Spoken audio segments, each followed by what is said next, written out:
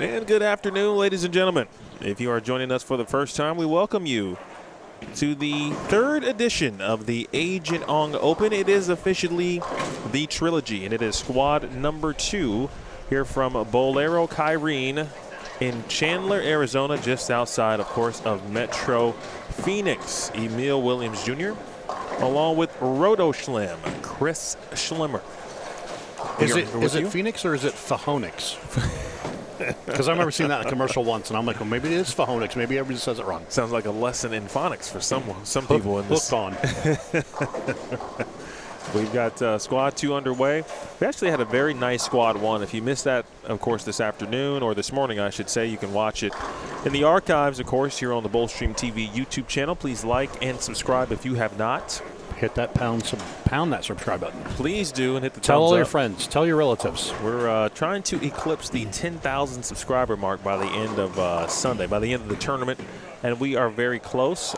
I would want you to share and subscribe nonetheless, because I get a chance to stream events very often, and I enjoy sharing what we bring here at these various events, of course, with you. Hashtag sharing is caring. The bowling community. With that being said, this is Squad 2. We got about 40 plus. We'll get that final number for you in a little bit. And we've certainly got some names bowling. Some hitting the lanes for the first time. Others have already re-entered. And I think some people had plans to bowl both squads today because it's day one. Bowl both squads. Maybe you bowl a sweeper and see what happens, of course. Yeah. And so we got players like Kyrene, who is in front of you currently on 13 and 14. Robert Smith, who's bowled the last 2 seasons, or 2 years, I should say. Now, of course, in year 3. In year 1, he was part of the big action match. He and Greg Thompson Jr. He won't be a part of the action match tomorrow. Those spots are reserved for Kyle Troop and Arizona's Matt Jones. Speaking of Kyle Troop, he is bowling here in the 2 p.m. squad as well. We'll see what lane Kyle is on. He's starting on 18, so he's going right, which means that he will enter our camera range for about probably the back half of this block. So we'll probably have Kyle on for about the last 3 games based on where he is starting currently. Other notable names, Michael Haugen Jr. is competing as well. He too starting in the middle of the facility.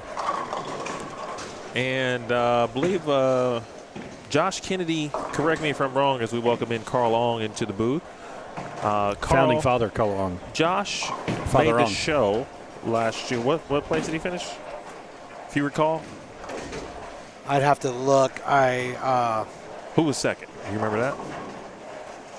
Well, it was Ponzo versus Sam Cooley in the finals. Oh, it's okay. So Ponzo, Cooley. I know Kennedy was on the show. Yes. He was in my top 4. I've seen Josh a few times, actually, and every time I see him, he's in the finals of whatever event it is, or close to it. Young man can play. And we'll see what other surprises this squad may bring us. If you missed it this morning, 35 feet, that's the distance of the lane condition, okay? 35 feet with 32.8 mils, that's the specific number. You can round up to 33 if you'd like.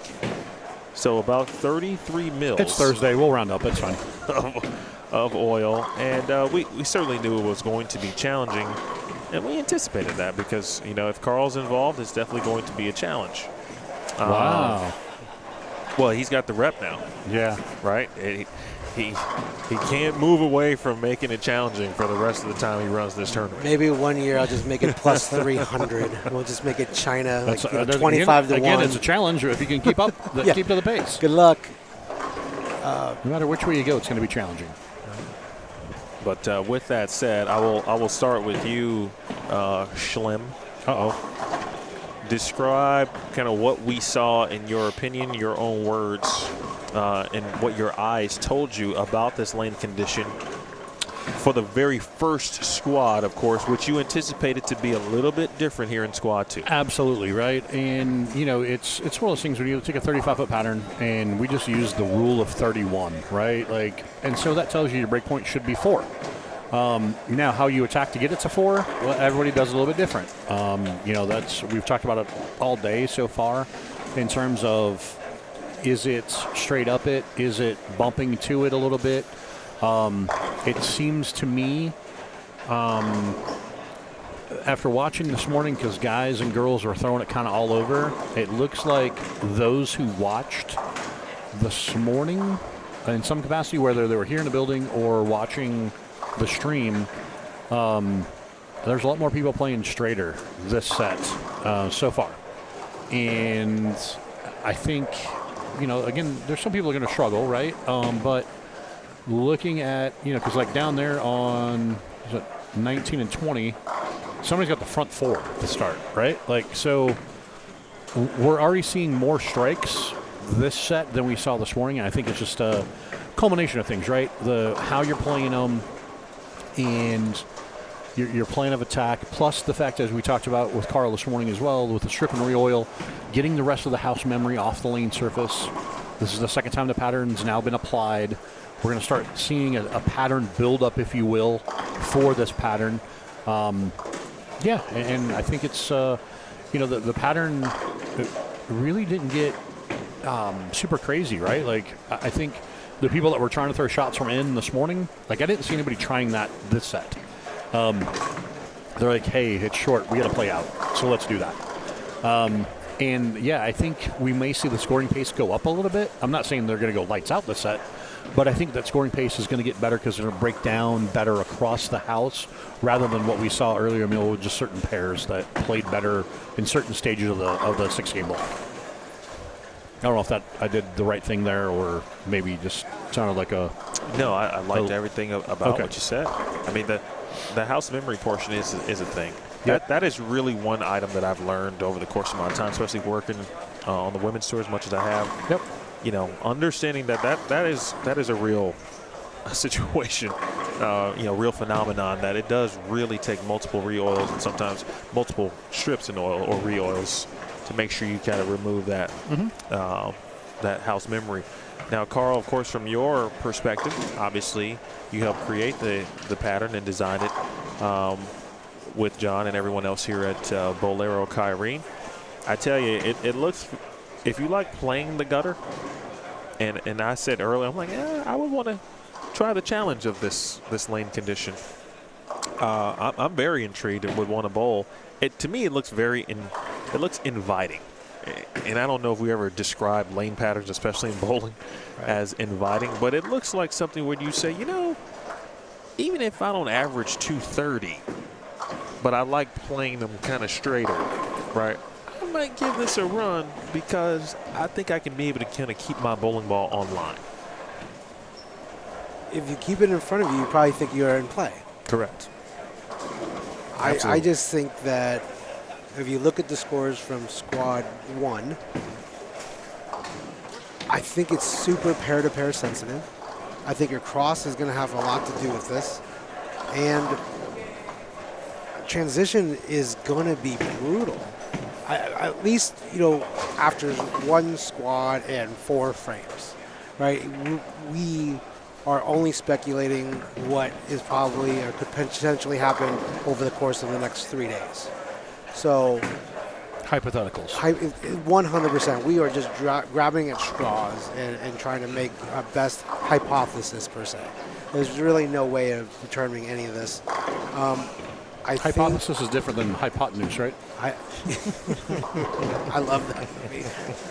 And it's totally different than minutia. We already had that one thrown at us this morning. Gamble. Okay. Yeah, we've been on a run. Oh, man. But I don't know. I just think that how many times did it happen last squad where 220 was followed $150? Yep. Or vice versa. Or vice versa. Or 150, 160, and then all of a sudden sneak out a 210 or 220. Right. Correct. You're getting part of it back, but not all of it. Or you're giving a lot more of it back than what you just had. Yeah. So, I mean, that is why my first year, my inaugural champion led it. He had 276 the last game. Right. So he was +1 going into after 5. Yep. And popped off 276 Yep. to get to 77 over. Facts. So, yeah. I don't think We got it's some. lazy yet. Yeah, no, we got. I mean, obviously, people talking to ourselves. I know we had the front five down there in 1920. Looks like what we got there 17, 18. I see a 4 or 5 bagger crossing over. Josh Anthony split. had the front. Was it front? No. No, I don't. But think he it had was a front. 4 bagger. Yep. Lefty went 5-7. Yeah. He missed a little bit. Yeah, a little bit.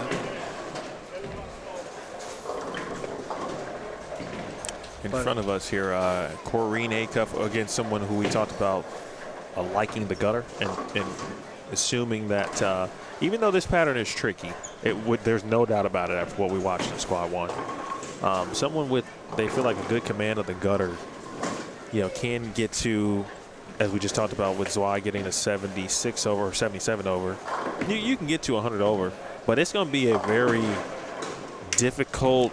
You've earned that 100 over. Like absolutely, Matt Zwei absolutely earned his 77 over today. We chatted about this a little bit at lunch, right? I think that being realistic in the big scheme of things, right? Like, Matt snuck out 270 to get to plus 70.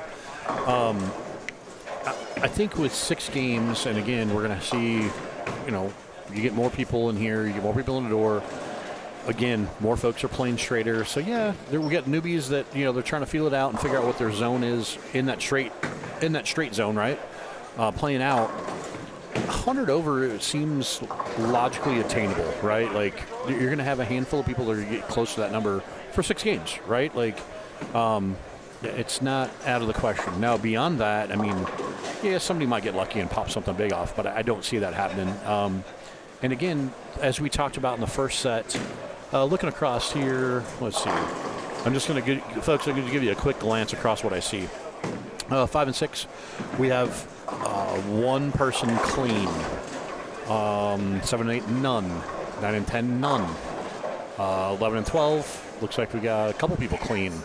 2 clean. 13 and 14, we got 1 person clean. 17, 18, none. Yeah, Anthony, he had the front 4, 8-1, and then he just struck. So he's getting it figured out there. And he's on the same pair with Kyle. And Kyle went gutter, spare, double, 9 spare, 9 spare. So Kyle's clean. Couple guys clean on the next pair. So, again, I feel like we have more people clean through 6, 7 frames than we did this morning, that's for sure. Chris Stewie Stewart, best jersey so far of the day. Wheeling on it. I take a little offense to that. Best jersey of the day? What do you mean? I got a couple participants here wearing my jersey.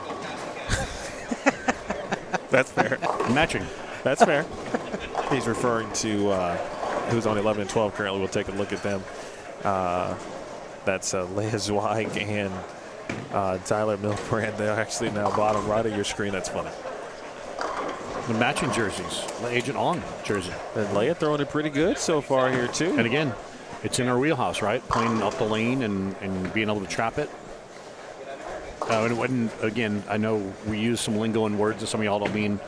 When we say the word trap, it's one of those things where you're keeping your angles in front of you between your shoulders, more direct up the lane. That's 4 through the middle.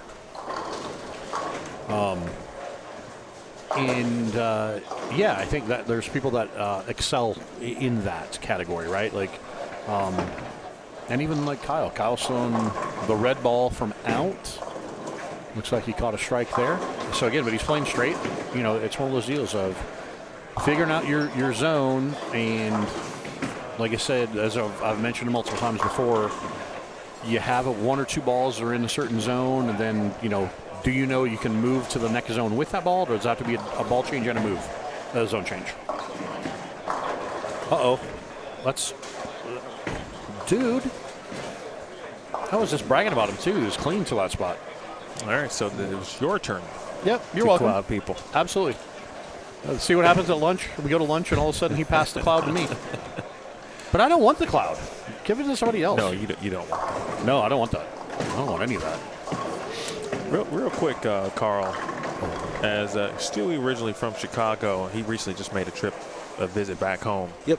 But are y'all on the same team for the league or bowl in the same league? We bowl in the same league. Bowl in the same league. But you've gotten a chance, I feel like, to kind of watch him progress as a person, and as a bowler. Yes. And both are phenomenal, especially in the bowling part as he continues to kind of learn the subtle nuances that kind of separate good players, is what we were talking about earlier. What have you seen from Stewie as someone who's just kind of watched him again as a player in person? So over the last year or two, I can tell you that he has dedicated himself to always pursuing better bowling. He's starting to bowl more and more competitive tournaments, such as Theo's CBEs, complete bowling events. He bowls my eliminators, and now he's out here for year 2. This is his second year of bowling my tournament, and the progression is real for him. And he makes no qualms about it that he wants to be better, and he wants to, well, good. And it's funny because he likes to chirp at the same time, so I can appreciate that. But do me a favor. Next time you see Stewie and you have a conversation with him, ask him, a few weeks ago, you had to bowl heads up against me. Just ask him how that went. Okay. For him. All right, I can already read between the lines, if you will. Oh, he was chirping all before league started, during practice. Chirp, chirp, chirp.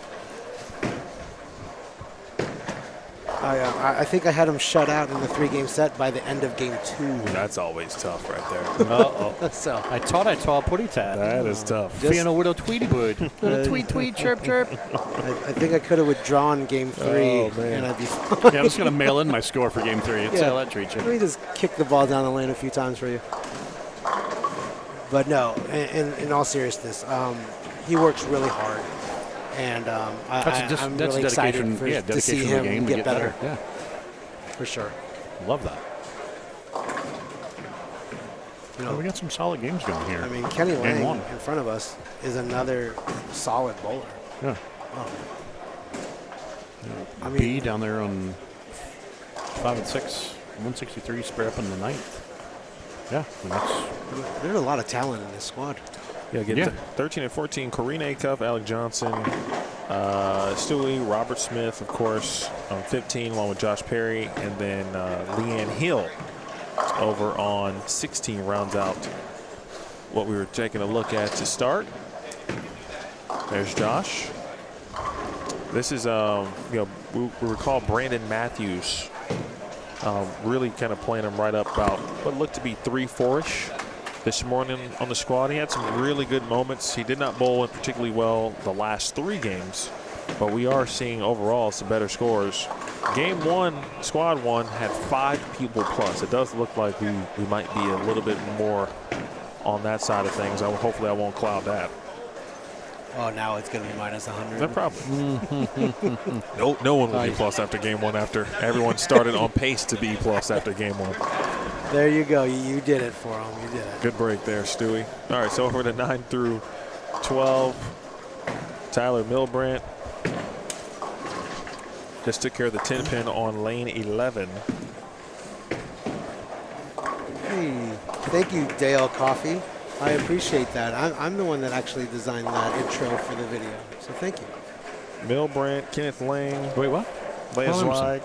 Oh, you're watching the stream. You're reading. Oh, yeah, he's looking at other stuff. I'm reading names. He's reading over here on his phone. Okay.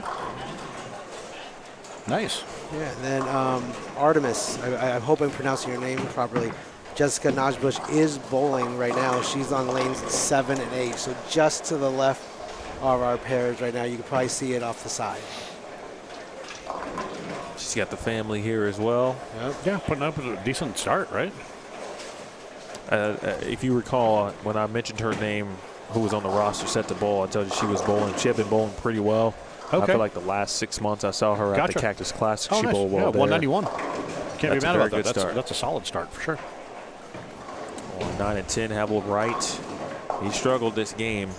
This pair actually might end up being or playing a little bit tougher. And sometimes, you know. Because you're sitting behind it? And yes, that's number one. And number two, obviously, right, sometimes it's what people tend to throw or where they may play has an effect in game one. Obviously, they'll have that effect on the rest of the Do you think it's because they get plays. nervous that they're on camera, so they start to squeeze a little bit more, so then they do things differently? According to some people, yes. Yeah, that's a thing, too. Here, I don't think so. But according to some, I've heard that once or twice. I can't bowl on the camera pair because I'll bowl bad. Some people do say that. Oh, I know. I've heard it. I've heard all sorts of things. Sure you have too. I think it's a little different maybe with the caliber of competition that's out here. You might have 1 out of 20 in this field that probably feel that way versus maybe wanting to show off their skills more so than worry about how they're bowling, to be honest with you. This game started pretty well for Leia and in the way she won, but 183. It's respectable. Or I was it think 182? Oh, no, I'm sorry. That's not her. 160, I beg your pardon. Oh, yeah, what are you looking at? You know, she was throwing it. I mean, the last time we watched Leia, she had 2-3 in a row. That's Tyler who shoots 184. Then Chad Lucy, same thing earlier. Going back-to-back, he bowled squad 1. He can strike to get to 180. And again, I think that's a fair number, right? Like if you can keep your rough games around that 180 spot, then it's easier. It balances out when you bowl that 210 or 220. And you kind of that keeps your peaks and valleys, your roller coaster a little bit tighter, right? Like that's ultimately your target score. And if it's above 180, then hey, it's a bonus, right? Like I think if you have the mindset of going in that hey, if I can grind out 180 here, I'm gonna take my chances, get to the next pair, and knock down more. Yeah, I think it's, you know, obviously baseline of plus minus 0. You know, that I think 180, 190 is super respectable. Solid. I mean, I take that all day right now. Absolutely. Alex Lindahl and Justin O'Donnell finished up on 9 and 10. That's Alec Johnson. That Mr. tough Anthony spot. down there is putting together, what's he got? 220? It looks like it. The lefty. Yeah, 223 out the gate. That was a very quick game one. I felt like it, right? Like ninja fast. Very quick game one. Uber quick. Well, much like this morning's game one, kind of a mixed bag Facts. of results for game number one. Mm-hmm. From pair lane 5 through 15, 16 is the first game I saw above deuce. So Josh's 223 might be the highest scoring game Right, one. which is what, on 17 and 18? Yeah, we can't obviously go all the way because you're going all the way down to what, 31, 32. Right, but I'm saying just the first. Yep, 1 through 5 16. Or, sorry, 5 through 16. Yep. Yeah, the first handful of pairs, yeah. 6 pairs. Mm-hmm. Yep. So, yeah, we'll see how it checks out. I think, was it Matt? I think it was Matt Zweig. He had the high game one. 221. Then Brett Wolf, I think that same game shot 220. Something like that. In Yeah, that's game pretty one. close.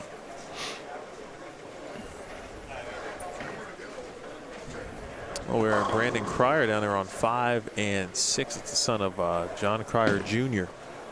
Won a regular doubles eagle several years back at the USBC Open Championships from Minnesota. A. They say that up there. A.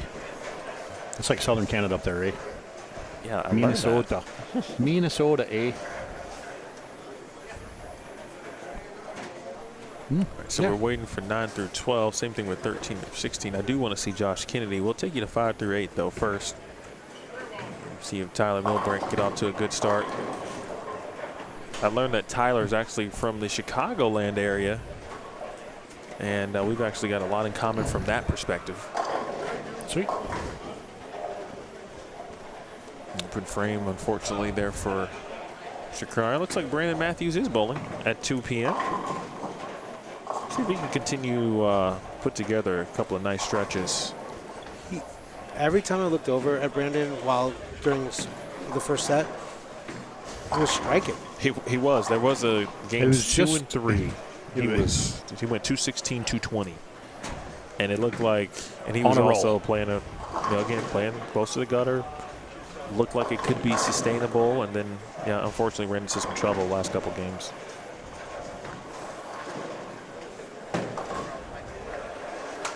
We'll have our scores. I'll get you a link here momentarily.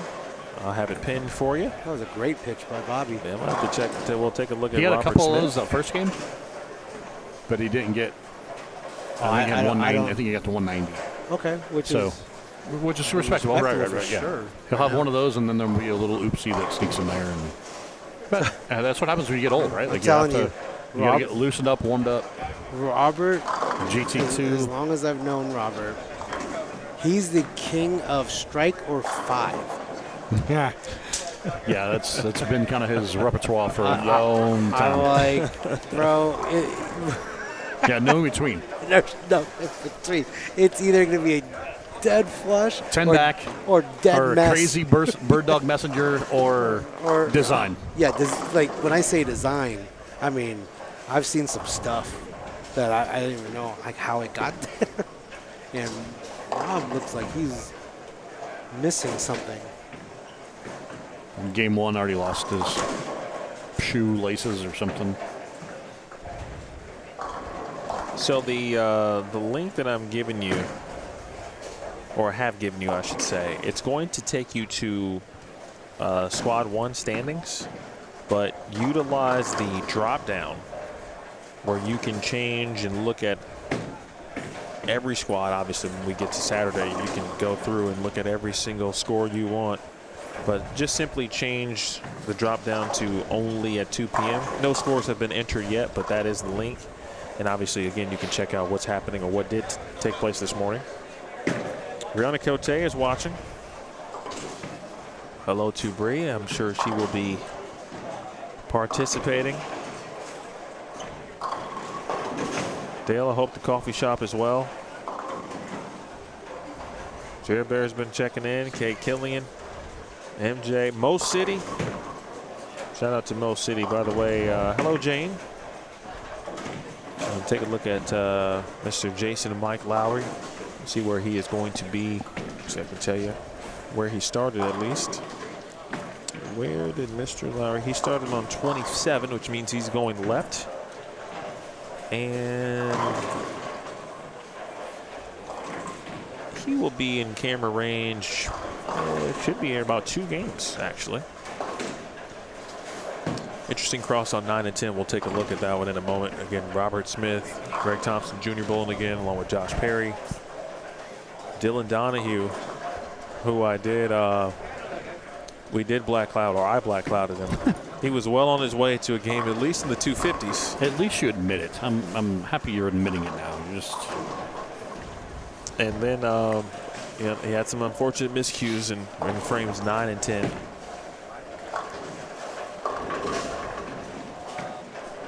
Kennedy. Now that's a miscue as well. You cannot go. Just a bit outside. He tried the corner and missed. Ball 4. Ball 8. Ball 12. How can these guys lay off pitches so close? You can't go left to right, though, in the gutter here. No. I wouldn't, but I wouldn't. But I don't think it's just the pattern. No. I do That is, think you can see the topography. Yes. Again, looking at and as I mentioned before, from a tour rep, a veteran tour rep perspective, right? When you look across a lane surface and you see the kind of the humps and valleys, some outside on some lanes is like a whole bunch of. Some look like they're speed bumps every so many feet, and other ones look rippled, and you've got some undulations. And again, that's just over time with the way the panels are screwed in and a lot of other variables, right? And so, yeah, it's one of those things. So you have to navigate that when you are forced to play straighter. Meaning that, when you're playing playing around outside of first arrow, if you really focus, you'll see your ball go up and down because of those humps between the panels, right? I do want to show the replay. Young Dylan, he sent some pins earlier. And I'm going to slow it down just in the situation of what you'd love your ball to do on this pattern. Now, obviously, Josh missed right, put one in the channel, but this spare shot was, to quote Bret Hart, almost the excellence of execution. We'll watch his shot in real time first on lane 13, and then we'll go to the replay of lane 14. All right, so 2-8. Now, keep in mind what you just watched. Here's the replay. This is his spare shot, right? So that one's going right to left. Yep. Right, so he was already on target Yep. at release point. His launch angle was perfect, and then no Boom. pins. No pins left go behind. bye-bye. Just like Again, 9 spare, baby. Just like 9 spare. Don't leave anything you can't pick. It's 9 spare. You know that he's a doppelganger of somebody we know, right? I mean, if you're who you got? Left-handed. Okay, because I was gonna say he's got a little Jacob Butcher in him. Yeah. And the reason I say that, he just actually texted me. No It's just doubt. the irony of this is beyond me. No doubt. Like Jake, He's a mirrored. right-handed version. Yeah. Okay, I see that a little bit. Butters. A little bit. Not a lot, but a little bit. But I think Jake is watching. So, Butters, we miss you. Hope you're doing well, buddy. Oh, to Wish you were Jacob, here. man.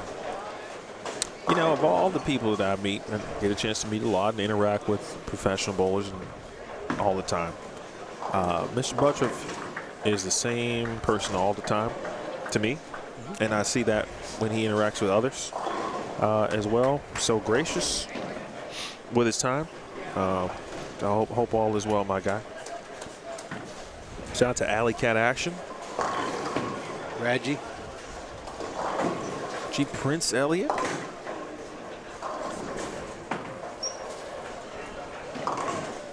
Nice little strong audience brewing here this afternoon. We got a couple of sweepers. He said brewing. I like it. I like it a lot. It could be coffee time. I said I was going to wait till tomorrow, but I might not be able to wait. Please hit the thumbs up on this one, and subscribe to Bowlstream TV if Tell your you friends. have not. Get Let's all your grow the peoples. audience. Bring your whole posse. Everybody's welcome into the Bowlstream fam. Just some early programmings for tonight. Again, we've got 6 and 8:30 on a couple of 2-game sweepers. That actually will be some opportunity to get into some Q&A with Schlem and not necessarily a relaxed environment, but we'll have some.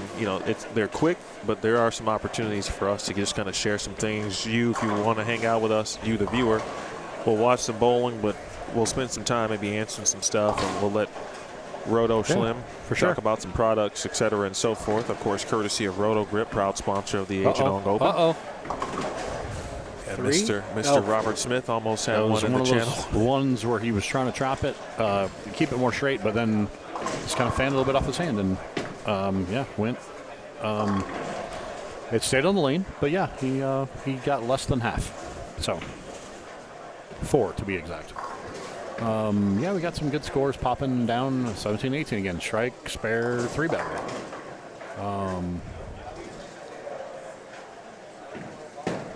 So clean game going on 16.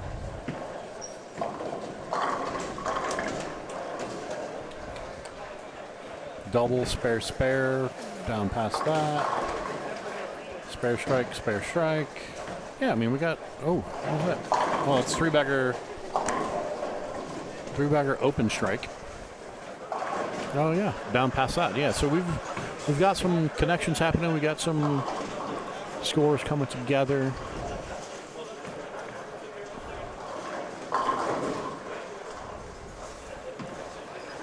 And again, it comes back to was it Brandon there? Obviously clean through 4, grinding out spares and then strikes in the 5th. Keeping it in play, keeping it in front of you, going the right direction.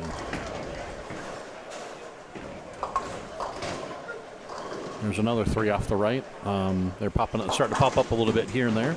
We didn't see that many of those this morning. There was a few of them sprinkled in, right? There were But some channel dwellers. I think it's a deal of when you're, again, even though people are playing, as we talked about at the start of the set, they were playing more direct out. you're still going to have within a tolerance or a zone, right? Like, and again, like the shot that Robert threw previously on 10, if you leak it 1 or 2 boards as opposed to getting it up the lane as you need to or going right to left, G2 trying to go the right to left thing, and that's 5 through the middle, right? Like steamrolled the 3.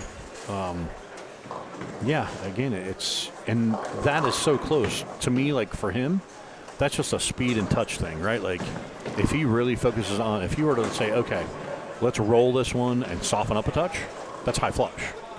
But he threw it just hard enough that they just wanted to shoot past it because he's throwing old school urethane, right? And so it's shot past a spot. All right, so for those who just heard that term and obviously know that there's a lot of urethane conversation in the bowling industry. Yep. When you say old school urethane, what does that mean? What bowling balls might be considered old school urethane? So the reason I said that for him is because he does have it's an original blue hammer from back poured in St. Louis. Okay. So that's going to date back to the late 80s, early 90s. When it was manufactured, I have to look at the serial number to see when exactly it was, right? Like, so it's not a modern generation, made in the last decade version. We're going back, 35, 40 years. And Robert just had another one say a little bit on him. At least it tried to come back up a little bit.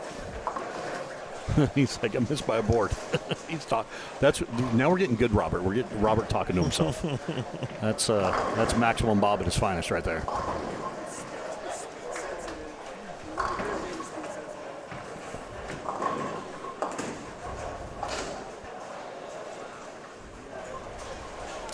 Like Howell Wright starting to put together a little. I was just getting ready to say it's. I glanced over there and I'm like, oh, that's Howell's got the spare 3-bagger there.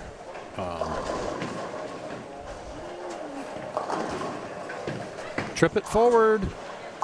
Spare 4-bagger. Trip the 2. He doesn't even know what happened. He's like, wait, what? They're like, yeah, it tripped. He's like, ah, cool. I'm gonna sit down now. I'll take that. I would. Again, the scoreboard doesn't say that you don't have the option to decline it, right? Like you have to take it. No, there's no style points. It's not whether or not it was pretty or if every pin fell the way it was supposed to fall. You just take it, right?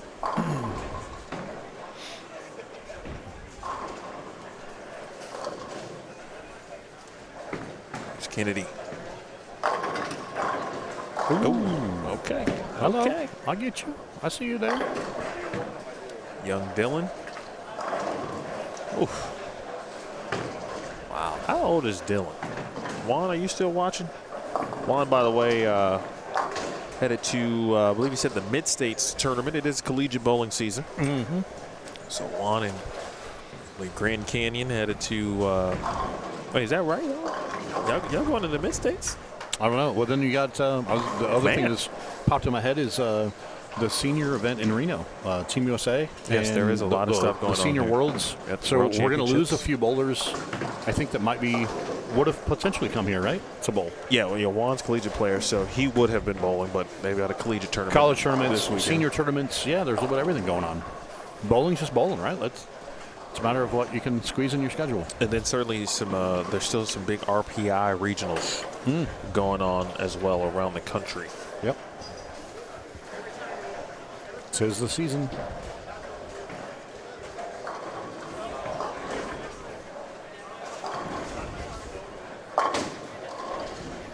All right, we'll take a look at Game 1 scores here in 1 sec. But first, we'll look at Josh Anthony and see how this lefty is attacking him. We watched, Wesley Lowe had some really good moments this morning in Squad 1 with regards to lefties. Yep. We'll see what Josh has got to look. Well, that's got to hook a ton. He ain't hooking back from there either. Mr. Wright. He missed the head pin right.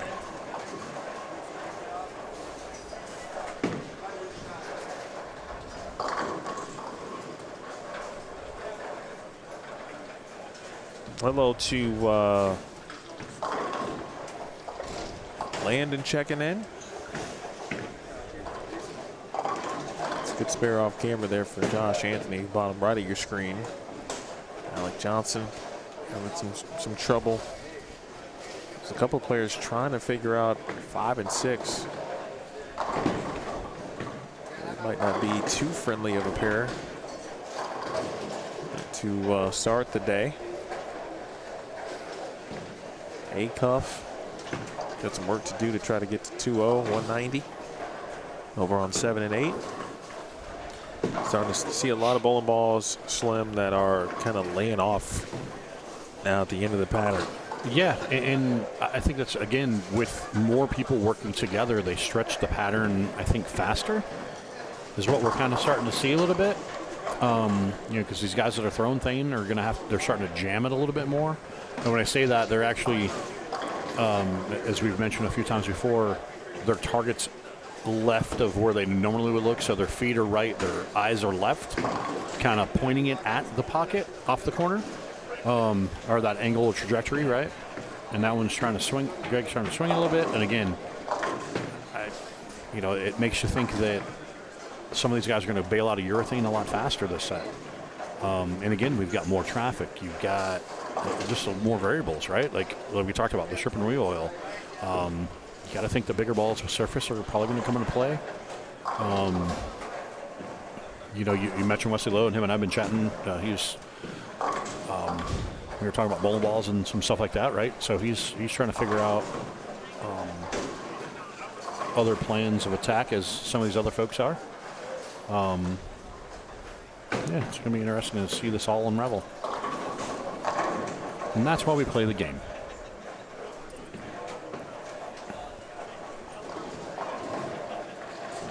Not seeing anything big score related, and that's going to be the case throughout. So if you hear us say not seeing a lot of big scores, that's going to be more than likely the common theme throughout. 222 over there on 17 and 18. And a big game at this point is 220. Yeah, 220 is, as we were talking about before, right? If ideally you want to, if you have the mentality to grind out, right? Like you know that you should be able to look at the scoreboard and go, I got to grind out 180. And what I mean by that is try your best to get 180. And if it's above that, bonus. Because it's not going to take a ton over to make this cut. I don't believe, right? Like, so, and as we've mentioned before, you're going to have some pairs where, 180 is going to be good, and then you're going to go to the next pair, and you might catch some breaks, or you might just start really good, and you might shoot that 220, 230 game. So it all kind of clicks and kind of, but at the same token, whenever you have the bad game that's below par, which is 200, you don't want to give away everything that you earned. You want to keep that minimal, if you will.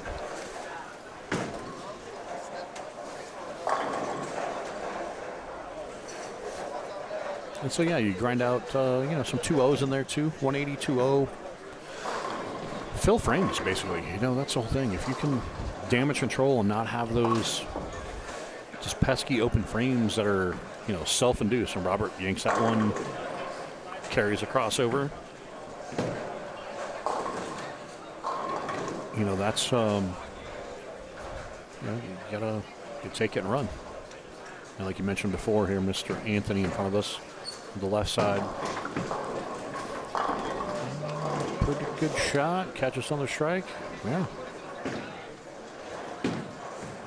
I mean, he's looking at, if he happens to go off the sheet, he's looking at 240.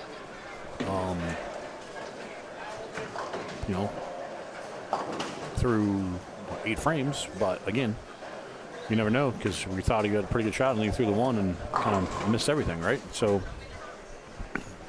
just going to see how this all shakes out. I tell you, the watching Josh Kennedy bowl so far, and you go, man, it looks like he is throwing it one of the best to be throwing it right now. Right, just physically, he's executing well. Minus the one shot. Hitting the pocket a lot, and then of course, 3, 6, 7, 10 frame. First shot, and it's like, gosh. You put so much work in, right? These first 9 frames, and obviously for those who bowl, right? We've all done it, right? We put ourselves in that moment, that situation where we give the hard work back that we earned. But Josh can take it away with a split conversion. Yeah, but that's all right. I mean, he's still. I mean, I know. Yeah, he's frustrated, but he's got to look at it as he only gave up 12, right? Like it's 188. Like you can't be. You can be frustrated, but you can't be mad about that. Yeah. I mean, especially when you look at, you know, he's potential to be high on the pair, I think. Well, actually, I take that back. B bowler. Obviously, if he can catch some strikes here. Shane Gomez. Yep. Got a hit. That is.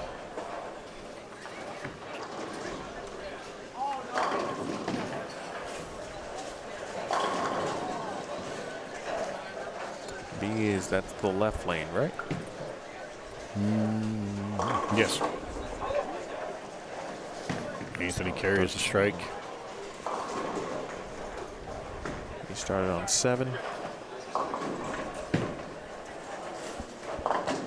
Well, maybe he didn't start on 7. Oh, no, sorry. He started on 19. That's Jason O. Letter B, about to shoot 190. Yeah, and another one that we were chatting earlier, and he's like, oh, I'm not expecting. He flew out from the East Coast, right? And he's like, I brought 3 balls. He goes, I haven't bowled much in like the last month. I'm like, so you came here? He goes, yeah, why not? I like coming out here. I'm like, oh, okay, cool.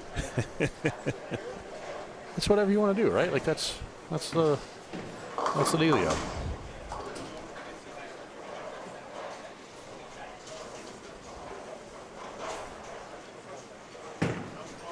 Bob Smith here is going to, well, assuming he keeps on the lane, Bob Smith's going to get to 190 something.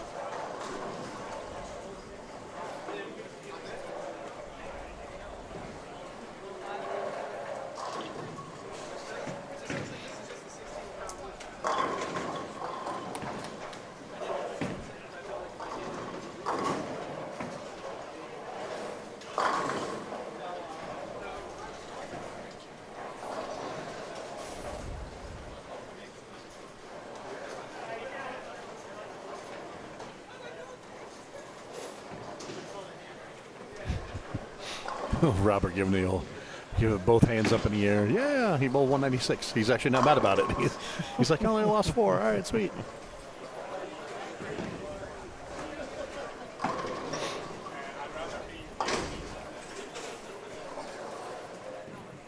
Team Virtue over there, finishing up on 11 and 12.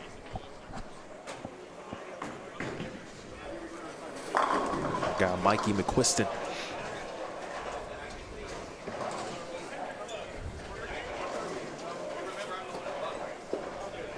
Some intriguing scenarios here so far through a couple of frames, ladies and gentlemen.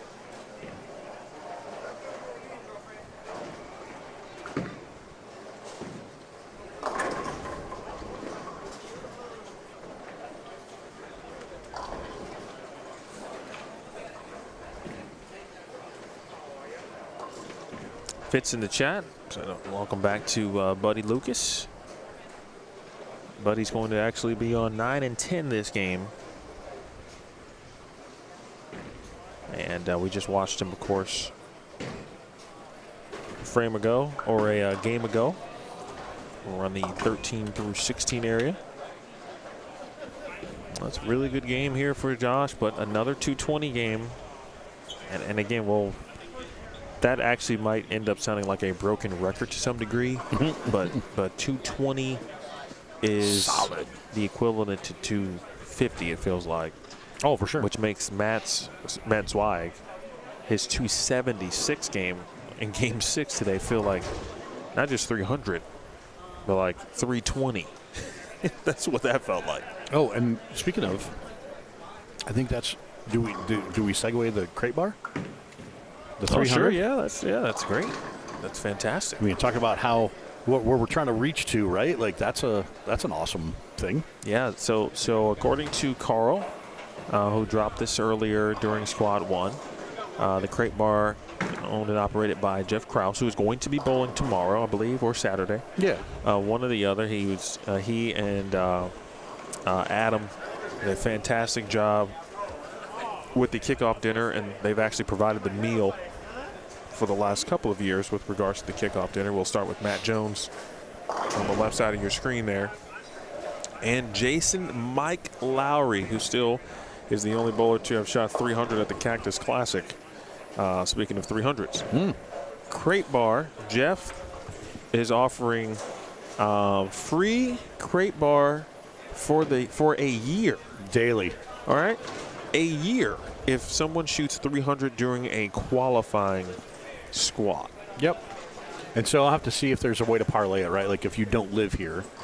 And I've known him a really long time, right? And so I was like, hey, bro, can somebody like stockpile those? Like if they show up every few months, can they just order like 60 of them at a time? Sure. How does this work? But no, that's really cool. That's something unique and different. Even think about it. Even if you live here or near here, right, and you're able to pop in, think about it. Every day. If you wanted to, or it's you pop in, I don't know, every week or every couple weeks or once a month, and kind of a cool thing, right? My God, Jason Lowry had a really nice conversation with he and his wife last night. Got to know both of them a bit more. Jason works at, I don't want to throw his business down the street, but people know he works at Whirlwind Golf, which is nearby. I told him I would tell this story on air, and I'm going to tell it. But I'm going to wait till he's up. Pretty good pitch. Back on the approach, so people can watch him bowl as we talk about his name dropping. It was a good pitch over on 11 and 12. Shout out to bowling at ASU, the Arizona State Bowling Squad. They have some sponsoring responsibilities, if you will. They've been helping out, I think, filling out or packing some giveaway items and bags and whatnot. Cool. Ooh. Tickle it. All right.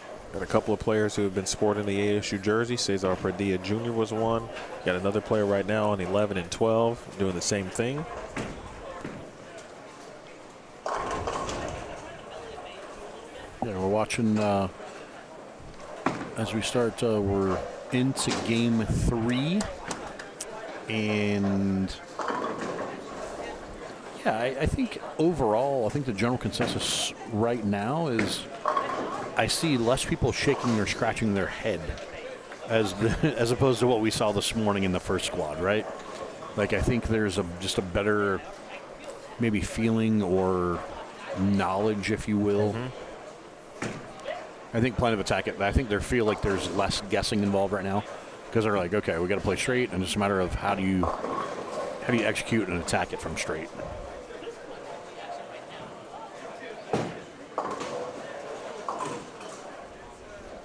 Someone had a question earlier, too, and I think it was from Steph. I apologize for that. I meant to get back to it. Fitz, you are correct. Like that's what you should do, Fitz. If someone were to shoot 300. Now, the question is, if multiple people shoot 300, what happens then for Jeff? I don't know. We're going to have to ask him. There's a lot of questions. I think we'll be safe until he gets here tomorrow or Saturday, and we can actually sit him in the booth and talk to him. But, yeah, maybe. We'll see how it goes. See if it's the first one that does it, or all the things if you he's think willing about to do it. When you got to like have an insurance policy for Yeah, a giveaway item. By the way, right? If I was here and I won it, I think I'd find a way to stop in, even if I got it for, breakfast or dessert. I'd find a way to. Fitz said, if you win, trade and sell it to him. Yeah, or if you win. If you shoot 300 and you don't live local, he would gladly, Eat it for basically you? take your spot, which I agree. That's a team player right there. Way to go, Fitz. Appreciate you.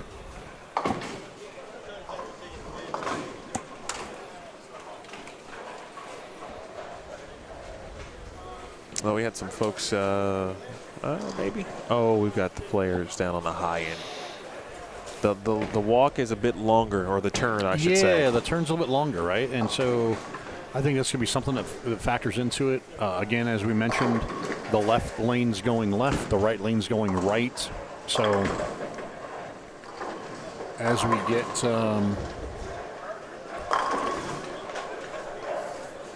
It looks like all the screens are flipped now. So we're probably just waiting for some bowlers to. They're waiting for, like down here in 5 and 6. 5 and 6 been waiting. 2 of the guys here, but we're still missing 1. And Buddy's been waiting here on 9 and 10 for a minute, so he's waiting now for the folks who had to make the turn from the high end. Yep.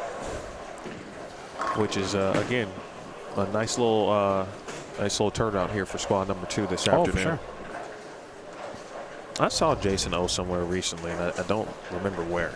Okay. I feel like it was. He had a PWB, is it?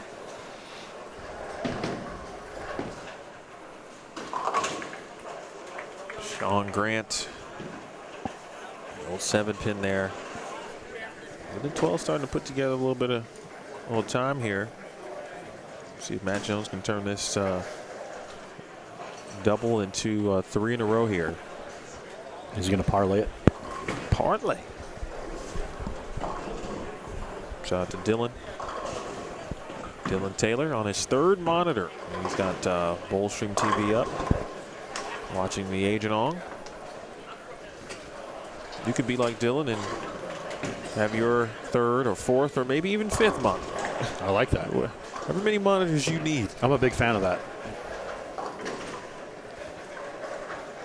I'm gonna wait till my guy Jason handles his business on the next frame.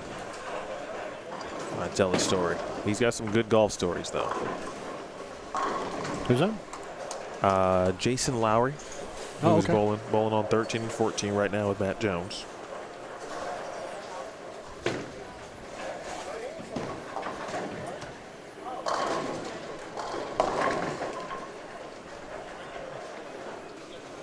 I see Brandon and Sean on 13 and 14 with Matt.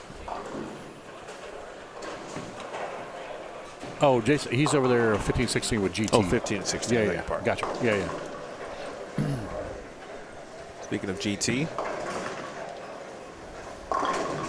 Boy, just a bit outside. His look is, going back to this morning, we were thinking, all right, GT's about to get going. Like, he had himself a nice little 2-game, 3-game stretch as well. Mm-hmm. And then, no one ended better than Matt's Wide, of course. But GT wasn't that bad. I think he went like -6 or something.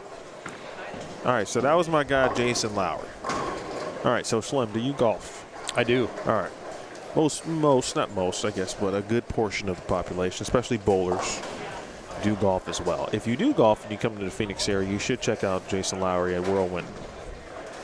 So yesterday we were talking about golf. And, me wanting to play for a super long time, et cetera, and so forth. Sharing some stories. And I started talking about football. And just talking about he and his wife, how they met, where they're originally from, the teams they support, all that stuff. And then we get into football, and I'm starting, talking about the Chicago Bears, which is the squad I represent. And he casually says, well, I was talking to Brian Urlacher. He just, came over to the course, and we were just chatting away and talking about football and this, that, and the. I'm like, wait, what? And then he says, and Charles was in the conversation too. And I'm like, Charles Tillman? Now, if you're a Bears fan, you know that Charles Tillman, fantastic Chicago Bears player. Hashtag Peanut. Peanut Tillman, right? He was just on the Pivot podcast, and I'm like, oh, so he's talking about Charles Tillman. Then he goes, no, Charles Barkley. Oh, Sir Charles. Like, what? Totally different Charles. He's just going to casually flex like that? That you talk to Charles Barkley on a semi-regular basis? That's just terrible. That guy, he don't throw it like a knucklehead. I don't even know what's going on right now. I'm a big fan of hockey. I like to play the golf. My man, just out there casually. So if you want to see some cool people every now and then, which obviously Phoenix and Arizona for the weather, a lot of people do move. A lot of golfing stuff happens and retire out there. Here. You can go hang out at Whirlwind with Jason Lowry and talk to Brian Urlacher and Charles Barkley. Because they're just passing through. He's on the first name basis with him.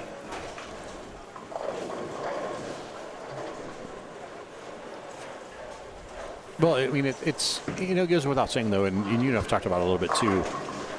You forget, in the level that we are, like with, example like Kyle Bolin or Robert back in his heyday, right? Like the number of times when you see people walk up and they're super nervous to chat with Kyle, right? Because they perceive their favorite bowler as that athlete, like you were just naming off, right? Like, and that's the whole thing. And I've seen it time and time again. I have had a couple instances of that, right? Like people are nervous to meet me. One, because I'm big and scary looking, right? Like I like to tell people, I feel like I'm the love child of Shrek and Sasquatch. But no, it's a deal of people are overly excited because they've followed you on live stream stuff, right, or on, say, hey, I see you on TV. Oh, yeah. Yeah, it's just one of those things, right?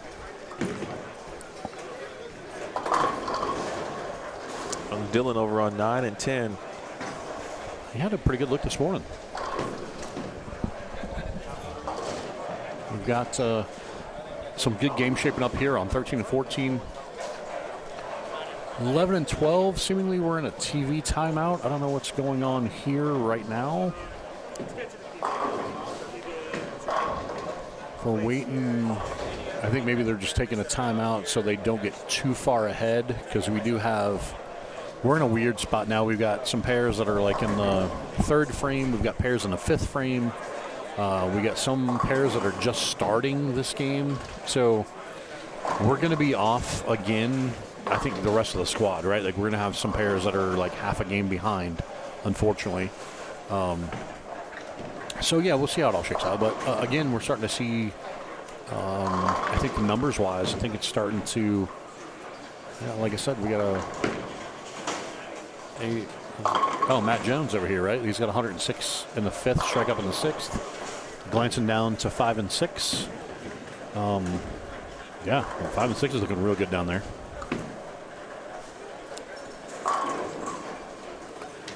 Dylan with the double there. That was a pretty good pitch.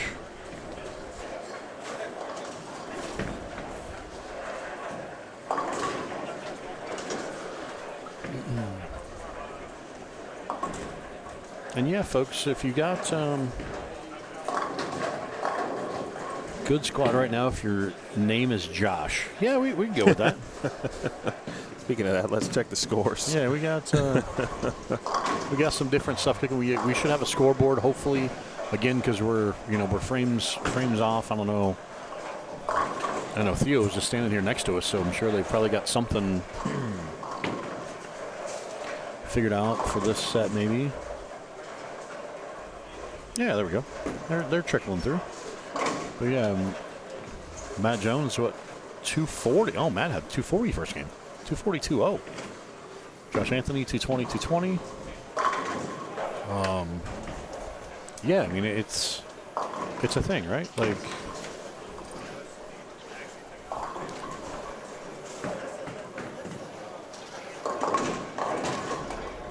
Matt Jones picks up the spare there. He had 8 spare in the 7th.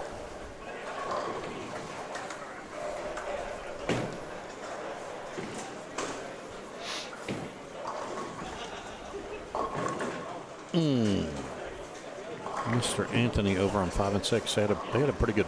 They had a pair run going there. I don't know if you noticed that. 5. Yeah, they had the front 4, 3.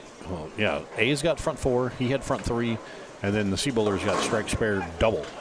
So as a pair, that pair magically just got magically better for everyone on the pair, both righties and lefties. But oh hey, slinging the wood to convert the spare.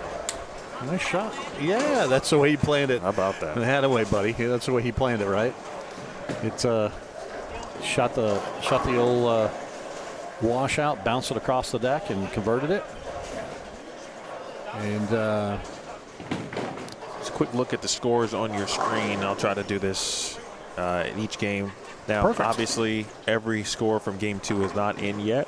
Once it's in, I'll just kind of throw it back on the screen. But Matt Jones, as mentioned, 56 over. Josh Anthony, 45 over. Josh Kennedy, 22 over. Josh Burnett, 10 over. Then you go Sean Grant, Brandon Matthews, Renee Canes, Mike McQuiston.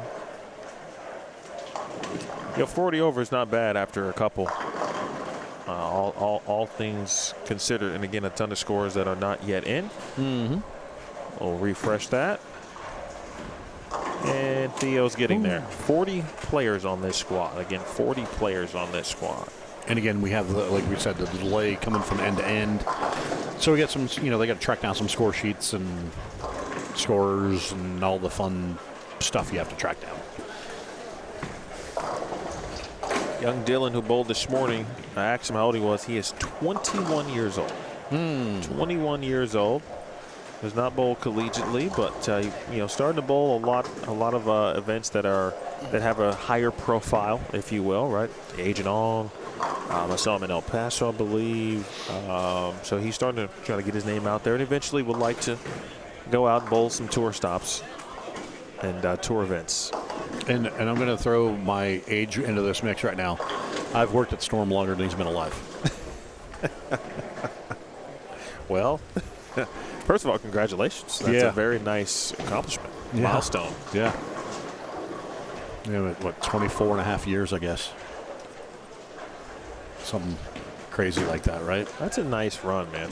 And you're not even close to stopping. Well, At least I don't think you are. Yeah, well, in today's world, right? I mean, it's one of those things of, I think you have to work till the day you die. So I figure I've still at least got another 60, 70 years in me.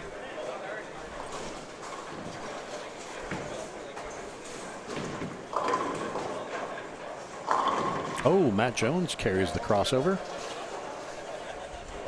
Again, Matt is going to compete against Kyle Treat tomorrow. Oh, Mr. Cryer. I think we have to, so there's no confusion at home. It's Arizona Matt.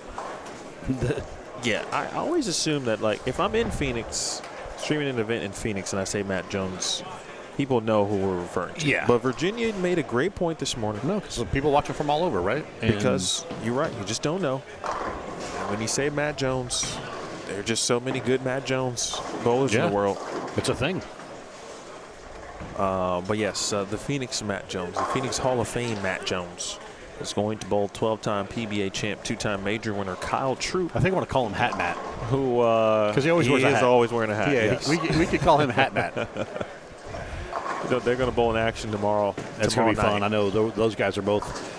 They're good sports about it, right? And they're both bowlers, and they like to win, right? Like, and it should be fun. Tomorrow night, it'll be pretty much immediately following, minus the re-oil, of course, in the lanes, the second sweeper, right? Which begins at 8:30 local time. So, and it's only a 2-game sweeper. I'd say about 10 o'clock. Local time. Local time. Which is on the left coast, which is also known as Pacific. It'll be midnight Central, 1 a.m. Eastern for sure. So set your DVRs. Wait, do we have that on the YouTubes? Correct. Yes, there is DVRs? I mean, technically, yes. Just remember to come back and watch it if you have to go to bed and get up early. As soon as they wake up and get to work the next day, it'll be available that's to watch. one way to do it. Yeah. So don't forget to watch it, or look for clips on the book face or wherever else Emil wants to place it, right? The gram of Insta. Yeah, there'll be some things out there. Oh, wow. Boom. And he just carried boom. A little 4-pin action, so that can get to 220. Mm-hmm. Sneaky. They said Dylan, according to Terrifier, the youngest bowler to win the Masters here in Tucson. Oh, nice. He's got a bright future. I believe it.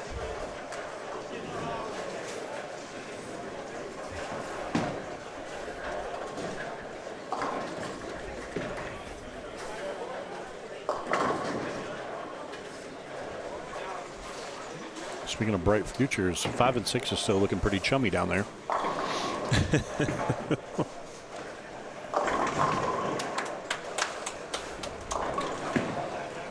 All right, and speaking of, and see, this is what I love to see here at bowling tournaments, right? And granted, we don't have the full effect, but college bowling, and Emil, you can back me up on this, the way they cheer and support one another. Oh, for right? Sure. And so, as you mentioned, the young man here, right in front of us, 11 and 12, Now we've got, looks like 4 or 5 of his teammates, and they're back here clapping and slapping it out for him. Yep. He just, Yep. Picked a spare there, right? Or struck, actually. And they're back here hooping it with him, right? So that's the college thing. And again, sporting events should be loud. This isn't, we're not at a library. This isn't a PGA golf event. I appreciate the live golf thing, the loud noise. I wish we'd play music. I think that's what needs to happen, right? Like this is fun. This is awesome. Let's hoop it up. Let's make some noise.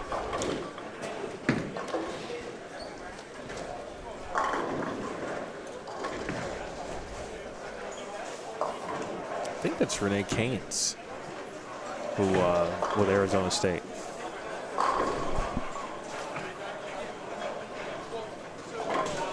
All right, so I saw Theo, I think, corralling his last score. So, Which is good. It's just at the end of game 3, so we'll get it. We're gonna just bear with us, folks. We're gonna roll with this the best we can, right? And Hat Matt Jones snuck out 214.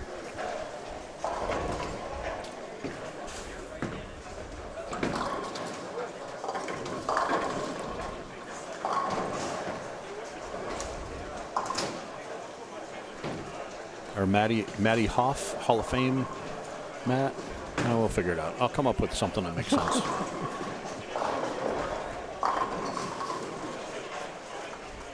Looking forward to the format, as we continue to move toward Sunday, which we got a long way to go before we get to the Cashers round, but it is 1 and 5. It's still Thursday, right?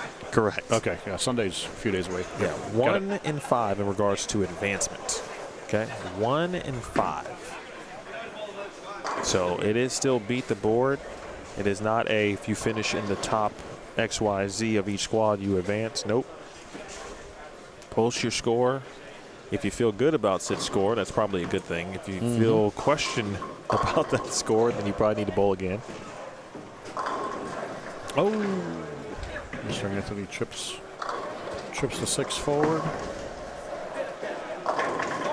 Nice. Yeah, pretty good look right there. I've had an issue with clouding people, so I want to confirm his name just for the viewer's sake. Okay, But I'm not going to ask him. I'm going to go ask a teammate. I think that's the right thing to do. Hat Matt might even know him. I'm going to ask a teammate. Oh, okay. Well, I'm going to get the attention of someone from Arizona State. Yeah, that's cool. I like it. So, meanwhile, we're going to go send our roving reporter, Emil, out looking for actual name of the college player from ASU that we got his team back here cheering for him. We're watching here in front of us. We said Brandon Cryer on the same pair. Again, not terrible. Online, on path. Again, it converts this to get to 180. That's going to be good. The crossing partner there, A bowler 180. He's got looking at 190. Again, that's above average. That's a safe play there. I want to turn the meal back on here. Get him back into. We got a name. That is Renee. All right. It has confirmed. The roving reporter, Emil. I don't know if it's Juan's brother, though. He can confirm that for us if Juan is still watching. Yeah. I told his teammates, I said, I thought that was him. Oh, Dylan. Nice. Look at Dylan. He's got a lot of airtime today. I've given him like 2 or 3 replays, but he's earned it. Yeah, that was a pretty good. Nice little backup. Tricky. On the tricky. conversion. But I asked his teammtes, and I said, I've been clouding people all day, and I didn't want to ask him what his name was. I didn't even want him to think about it. And they said, who? Who are you talking about? Oh, he's not on our team. We just wear matching shirts. We're just that should happen, actually. We're just big. Someone should do that. We're just big fans. Yeah, we all get Just the same. wear matching. Yeah, we all got the same shirt at the same store. I don't even know that guy. All right, so David on the left. This is Renee. It's left. All right, see? Out of trouble. Speaking of Mr. Keynes, we'll throw the standings up on the screen after this game. Okay. Since we'll have a little bit of time in between. I like that for us. With that said, and though, for those of you watching at home, Mr. Keynes, 142, 222. That's good.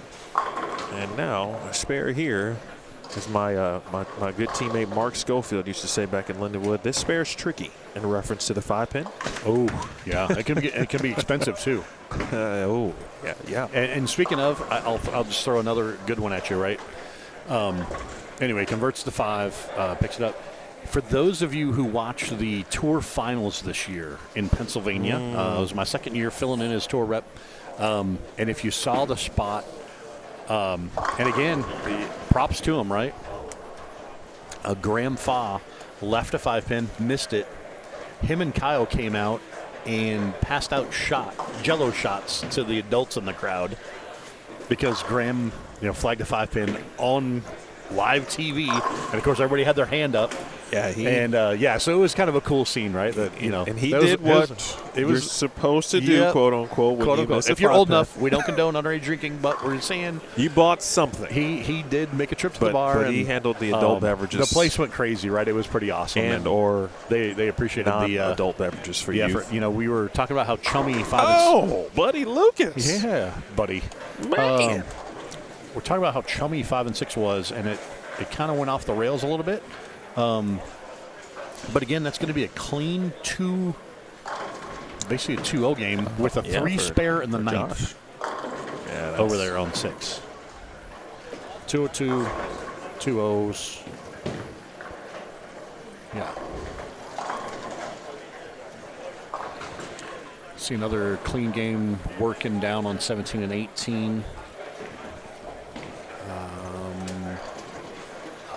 Yeah, 236.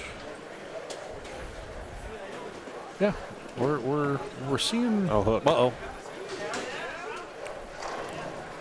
Yeah, he threw one of those earlier in the game and had made up for it.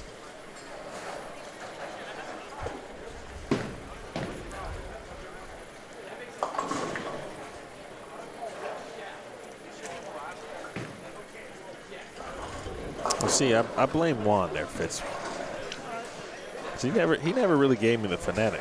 What? What on? He would just type it. And then one time I said, I sound like Raisin Canes, and he never said no. So I believe it's Rene Canes. Oh. As opposed to Canes. Carne asada? Canes. How about carne asada? We'll go with that. Well, that's why we clouded him, because I didn't have his phonetic spelling. Take a look at these replays here. Go first, let's try to get Dylan and his conversion from the backup perspective.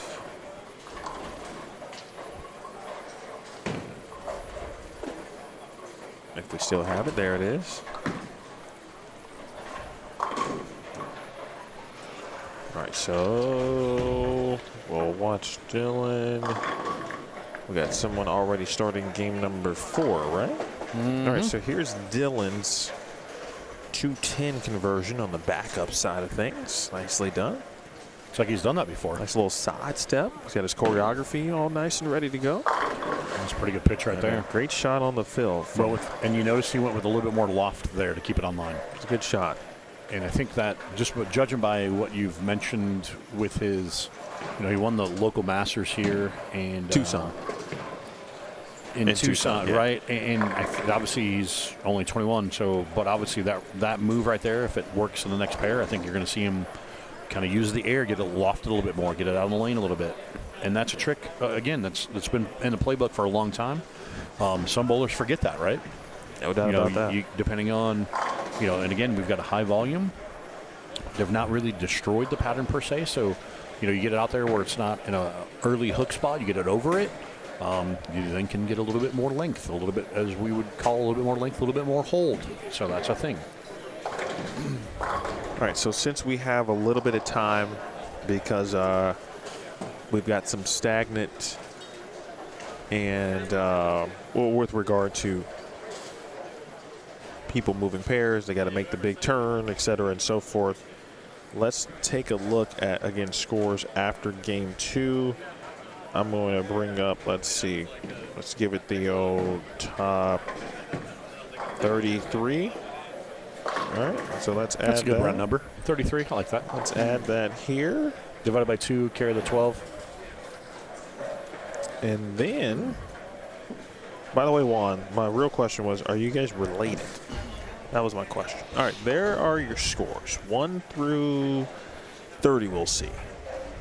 Minus the our game graphic there. So, again, Matt Jones was plus 56 after the first 2, followed by Josh Anthony at 45 over, then Josh Kennedy with the very good 188 as we talked about back in game 2.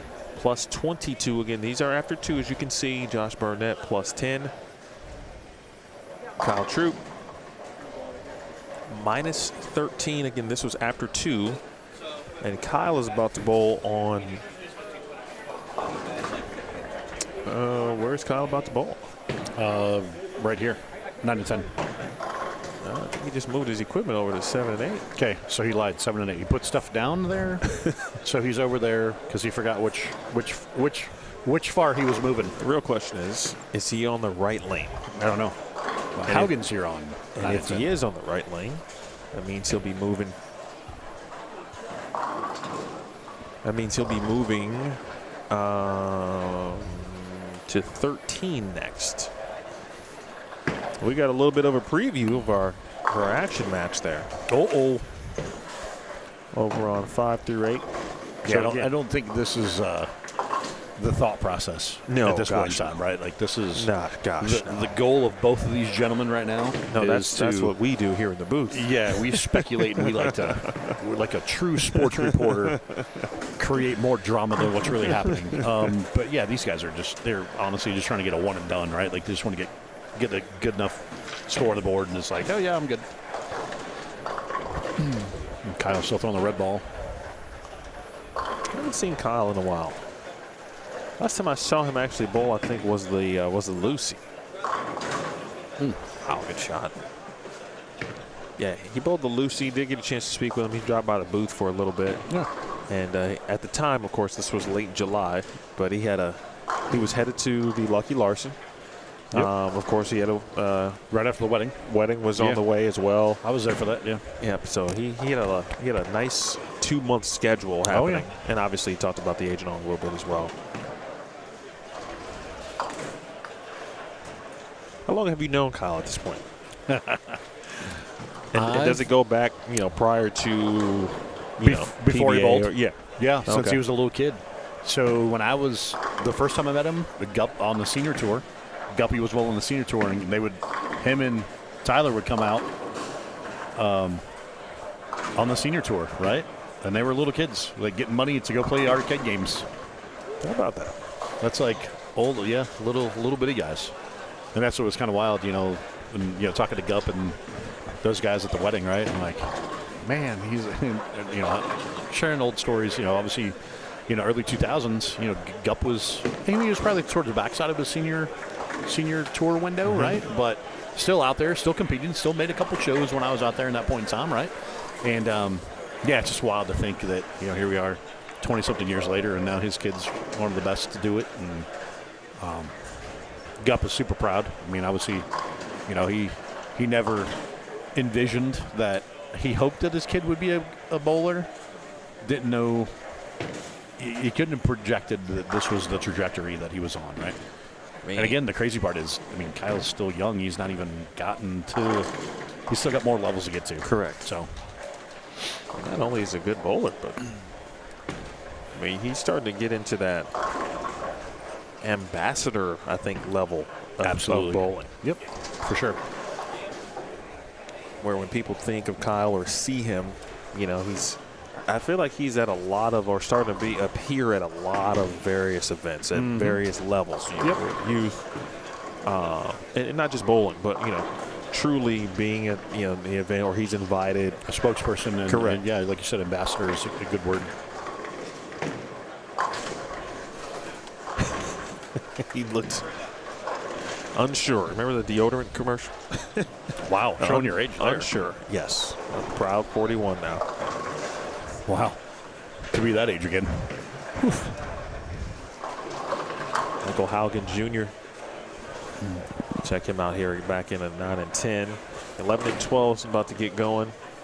Again, making the turn down from the, for some, making the turn to the high end. Yeah, it's a little, as we talked about with the scoring pace and the walk and the transfers. Yeah, it's all just part of the thing, right? So, again, you have to bear with us in terms of the scoreboard. I know that you just popped that up a little bit ago, but now looking at the pace of we're 2-3 frames in, and we got like 11 and 12 here. They haven't even. They haven't even started. We don't have bowlers down here yet, right? Like we're still waiting for that all to come together. Looks like they're still, down on, is that 25 and 26? I think everyone's into. Yeah, well, the reason I just said is I glanced down and like they're seemingly towards almost to the end of this game. Oh yeah, like they're in like the 7th or 8th frame. So, yeah, we're gonna kind of be all over the grid here as we go.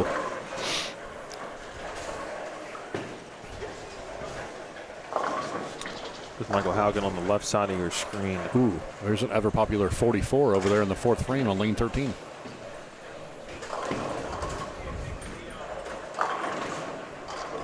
A bowler, 4th frame, 4-4. It happens. It can be done here. Haugen with a pretty good pitch there. This is, and again, he's of that older generation, playing them straight. He's going to grind out. He's going to keep the ball in play. I don't know what his games have been so far or what he's looking at, but it's a deal of that right there, pretty good pitch, and he 10-pinned. So he's going to knock down a spare and then just kind of keep it in that window, right? Like that's the goal at this point.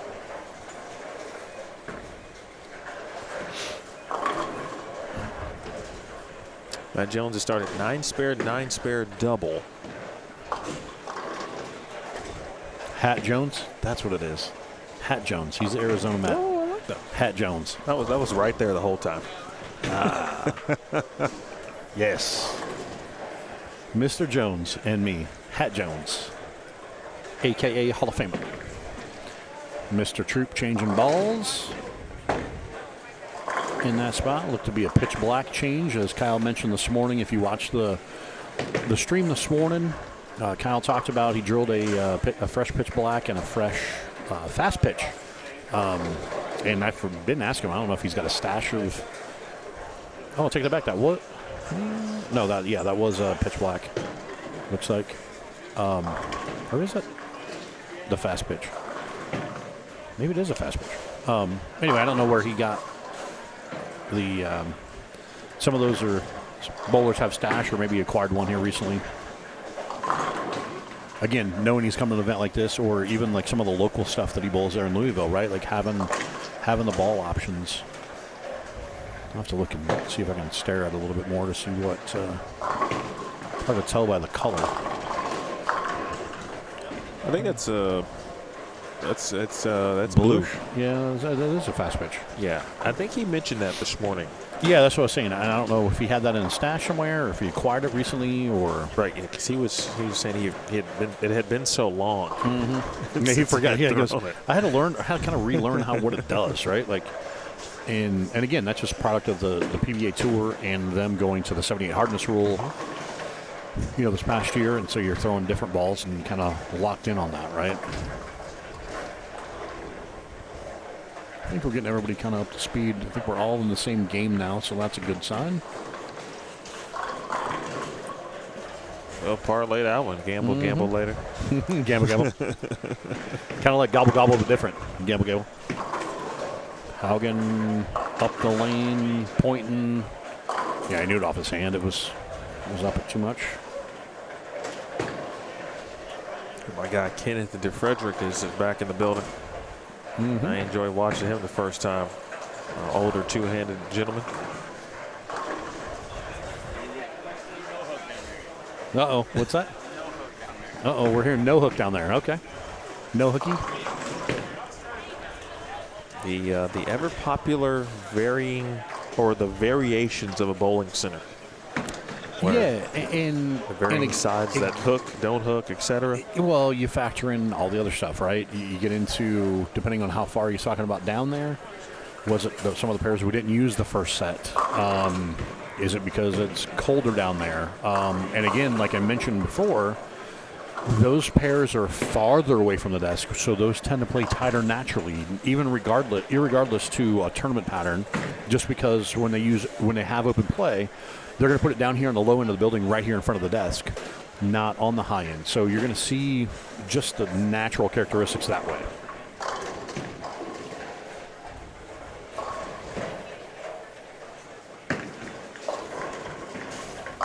By the way, we're going to go Jonathan for the win with regard to the additional nickname from Matt. He said Tat Jones. Of course. Oh, yeah, we could go with that too. Matt won the Tat. Yeah.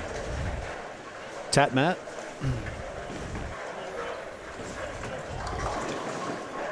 All right, 2-pin off camera there. We'll see Lowry one more time. If you are joining us for the first time today, we welcome you to Bullstream TV. It's the Agent Ong Open. The Trilogy. It's the third event that Carl Ong and his wife Kathy have put together here at Bowlero Kyrene. Thank you to GM here, JJ. Does a fantastic job. This is squad 2 of the day. We had squad 1 this morning, and the leader of that squad was Matt Zweig, past champion. He won the inaugural Agent Ong Open. He was plus 77 today for 6 games. It's a good one there for Kyle Troop. It is a beat the board format with regard to, how to advance to the cashers round. There are 7 full squads. Again, 7 full squads. And meaning they are full 6-game squads. We have 2 today. We have 2 more of those tomorrow. And then there are 3 Pretty good pitch there full by squads on Saturday. We've got Captain Carl back in the booth with us. Or actually, I think it's Father Carl, right? No, the founding father of the Agent On. Founding father, yeah. Just the founder. Founder, creator, director, executioner. Any Captain Carl. News notes or nuggets News notes, of tidbits. information, Mr. Ong, from what you've seen so far? This squad? I feel like I think people are starting to maybe play it a little bit better, per se. That first thing I noticed this afternoon, right? Like, and we talked about it. Certain pairs, just unifiably as a group, everybody was more direct. I think it's caused them to break down a little bit easier. I'm not saying I shouldn't say that. Break down easier. They've transitioned smoother, More properly. Properly, yes. Correct. I would agree with that. And it's going to keep getting that way. And again, with the second time we've had the strip and re-oil, we've had a couple, 5 and 6, that last game. It was like 2-team, 190. Like, you're getting some pairs that they kind of blend and play the right way. And you get some spots where, and again, we're in game 4, right? And this is when we started to see the transition this morning. And it looks like this pair, especially this pair over here, right? Like, we're seeing that on 13 and 14. Correct. And some pairs where, if you're not prepared for it, you're going to get maybe lost in just like that Bill Murray movie, Lost in Transition. I know it's Lost in Translation, but I like to call it Lost in Transition. And we're going to see some people get into that, right? So I think it's going to be fun to watch this last couple games. I mean, I like this little action match preview we have on 7 and 8. See, we see that's a sportscaster teasing. Like, we're not going to create the drama. We're not making that. It's a tease. So I feel like Stephen A. Smith is talking about randomness because it has nothing to do with nothing. These guys are just trying to get through the squad. They want to get to the finals. They want to get done. No, I understand. I know. He said the same thing. He's like, "Oh, it's a preview of the action match." I'm like, "Oh, you can't." No, I don't mean it as a sense that they're treating it like in any proper way. I'm just saying, just so happens to be that these two gentlemen, which are bowling an action match, are crossing right now. That's a 4-9-10 over there on lane 15. So we've got Tat Jones, because we're calling him Arizona Matt, and then we're trying to figure out. I call him Hat Jones for a little bit. And now we've got Fitz. I think mentioned the Tat, or somebody mentioned the Tat deal. So Tat Jones, because we have California Matt Jones, who's back bowling. Correct. Haven't seen him in a while. I don't think he's got it on his radar to come bowl this kind of thing. But Anyway, so yeah, Tat Jones over there and the pro with the fro are there on the 8 and 7 lanes. The pro with the fro. Yeah. That's the way Fox advertised him there for a little while, and he kind of, it was like a moniker thing they were trying to give him. The pro with the fro. No, Tat Jones, we're in a little trouble there. Kyle started to figure it out. He said, he came when he stood here in front of us and he was telling me in the middle, he goes, yeah, a little snug down on the high end. And that's what we were talking about when you walked up, right? Like, and whether it's from those pairs not being used or, like I mentioned, they're farther away from the desk, so they see less traffic. And again, I didn't ask him, but he was just kind of making comments, right? We didn't get into which balls or what he was doing. Pretty good pitch right there. So yeah, he shot what 43, 47 last game. 43, 47. 43 or 47, I think. Like 0-43 or an 0-47? Or yes, 1-47? Yeah, no. I mean 0-4. Yeah. He went plus 43 or 47 last game. Oh, plus that game. Yes, oh, okay. Like he went 243, 247, something like that. Okay. 247. Okay. 247 points. Which put him at 30-something over. 34 over. There you go. Yeah, all scores aren't in for game 3, but Matt Jones at 70 over. Tat Jones Troop in for is 670. 34 over. Mr. Jones and me. I like that song. Mr. Lowry with the crossover there. Not going to be mad about it. He's going to take it and run. Also, Mrs. Y, you're probably still watching the nice story with regards to Charles there and Target. I did catch that. I meant to tell you about it. Mr. Barkley. It's a little dope Diamondbacks hat that Matt's wearing. Mm-hmm. Haugen's about to step up and try to take care of this split, of course, which will be difficult. Jones will appear left side of your screen. It's a good angle on where he's still playing. Yeah, it was a. It was close. Him and Kyle are laughing at each other. He's like, oh, that's not what I was trying to do, but that's what it did. Okay. I hear you clicking.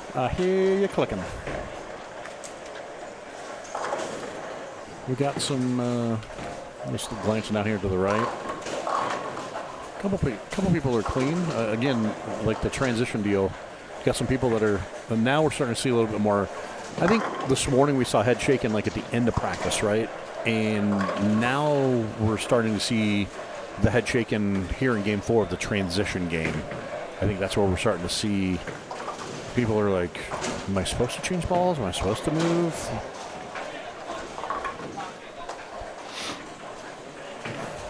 Because just looking here, just in this within this window, you take Kyle out of the equation, the scoring pace is down considerably this game. Agreed. It's always a strange feel too. You can feel it, right? And, For sure. And I know, again, from being in this role, Troop again gets the 10 out. From being in this role, right, there's a lot of roller coaster situations, the ups and downs, and the peaks and valleys of 6-game, 7-game, 8-game blocks. Oh, for sure. But you can always feel when the scoring pace is low, right? You don't even have to watch. You can just feel it. Correct. And it's one of those things that, especially those who hawk scores around them, because some people get caught up, and I think it's just a bowler mentality, right? Some people get caught up and they start freaking out, like, oh, like they're going to stare at Kyle and go, oh, man, they're walled up because he's got a 5-bagger. Well, no, he's throwing that good of shots. If you happen to look around next to you, like, there's nobody else with a 3-bagger right now. You see some doubles. You see a lot of back-to-back opens. So you can't get caught up in trying to chase a false sense of reality, if you will. You just have to be able to kind of focus back into what you're trying to do, what you're trying to accomplish. And, Carl, you touched on it this morning, and we've kind of been reiterating, backing that up of, 180 is kind of should be your target score, right? Like you're going to, if you can fill enough frames, 180, and you're going to catch your pairs as long as you do the right thing, you're going to sneak out that 2-team, 220 game. Right. Then it puts you back at par, right? Like that's what your ultimate goal should be. You can't go in the, you can't, I think attack mode is not a thing. not, oh, I need a 5-bagger right here. Like, Right. you can't think that way. Yeah, I think the mentality of I need 240 every game is going to destroy you. For sure. You know, I always say, fill your holes, catch a double here and there, and I think if you continue to do that, you'll walk into the Sunday. Oh, for sure. You know, I think there's just a lot of squeezing involved when they see one person shooting, like you said with Kyle, shooting 230, 240 or whatever, that I need that as well. It's a long cut. And I don't feel like any of these guys down here on this end are thinking of it that way. I'm just saying is that it's just a typical bowler reaction or a thought process.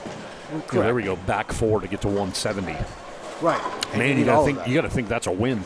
Yep. You know, you saved the game. Yeah, exactly. You bailed out. Giving up 26, but man, he might shoot 220 the next game. So then he's back to even for 2 games. I mean, you got bailed out, and like Kyle right now, what is he on, a 7-bagger? 8-bagger. 8-bagger? Okay. That's 2 hand bones in case you're keeping score at home. That's like double ham. That's double ham on rye. I don't think I've seen an 8-bagger at all this so far. No. Well, I mean, so I had 270. I don't know where his miss was. Right, I don't know where his miss was, but I'm assuming somewhere in the middle. Sure. Yeah, you would think, but yeah, I'm just looking down to what we got 17 and 18, like the C bowler clean game. That's all right. He's not mad about that. 257 points That's a lot. after 240 points. Right. 100 over after 2. And that is all the difference in the world of now you're can think in theory. I'm going to say something that Controversial. Are we gonna stir up? We're gonna get on Fox News or Fox Sports? How controversial are you gonna get? Conspiracy? What do we got? Oh, Conspiracy no, theory? God, no. Area 51. No. It's not even like it's the least controversial. Oh, okay. It's by far the least controversial. I mean, we're all ears. We're staring at But you. I'm just watching. I'm excited now. We're almost 2 full squads in. Yeah. Seeing what Kyle did, what Matt did. Matt Jones up until this point still Matt Jones, Matt Zweig. And I'm like, boy, I could see Simon putting up a number. Well, we'll see. He's going to be here at some point. I know. He's That's coming. what I'm saying. Yeah. I've seen the text message. He's going to be coming. I'm like, Darren's coming. Mm-hmm. I mean, we all know how deep the Simo bag goes in regards to what he can do. One of the most versatile players So, I've ever seen in my entire life. I don't see a way where not only does he not figure out a way to get himself to Sunday without question, but I could see him making the run. And obviously he made the show the first time he just didn't win. Correct. But I could see that playing out by a lot. That's one thing I could say. Okay, once again, I'm only 2 years in, but not a major national touring pro has won my event. Yeah. And y'all mentioned that this morning. we've had a whole lot of, And that says a lot, too. I mean, that has a whole lot of talent out here that says that. It says a lot about Phoenix bowling or Arizona bowling Yeah. as a state, but certainly Phoenix as a city and the surrounding areas. That obviously this event is in Phoenix or the surrounding areas, of course, but you got 2 young players in this area. 20s. One who does bowl on tour. Well, in Matt, I think he's probably bowled more nationally than Kyle has. Yeah, at Kyle least went to out this last degree.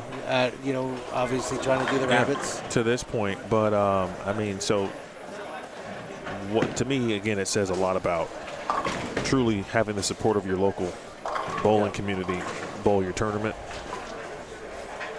I was going to ask you, did you see those? I mean, No, Chris, I have don't you know if seen you saw those? them. Yeah. Did they see them? Banners. They're awesome. you like them? Yeah, I'm just looking at 17 and 18. What do we got? 3-bagger into the 10th. Looks like Brandon Cryer. Yeah. Yep, see it, Clouden. I borrowed the cloud from literally Emil. mentioned it. But it was on Phil, right? No, second shot. That was Okay. a wash. But, yeah, I mean, he's still going to put up 2-teen. So, yeah, he's going to put up 2-teen. And so, again, that's got to feel like a huge score. And as I mentioned, man, 5 and 6 looked chummy last game. Yeah. And 168 was the high of that game. Michael Haugen did not catch a break that game. That would be a negative, Ghost Rider. At all.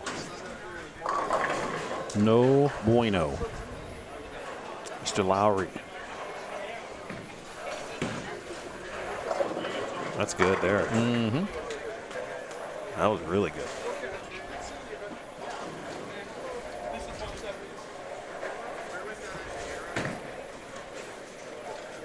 Oh, Stewie changed fits. I'm like, I didn't recognize him. Oh, go, because he took his jersey off. Well, that must not be the one. He's like, nah, I need something else. Oh, is he putting it back on? No, he's putting it back on now. Maybe? I don't know. Oh. Very interesting how, just looking at where Jason was, how he played that.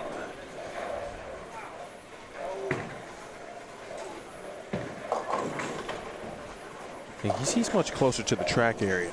Mm-hmm. Well, it's kind of like you look where Kyle played him, right? Like Kyle's in that same zone. Hey, double thumbs up. Like it? No, she says negative. Not double thumbs up. That was a sarcastic double thumbs up. She's like, oh, hey, look at me. Yeah, as we talk about, Haugen coming over here wanting to hit all the buttons.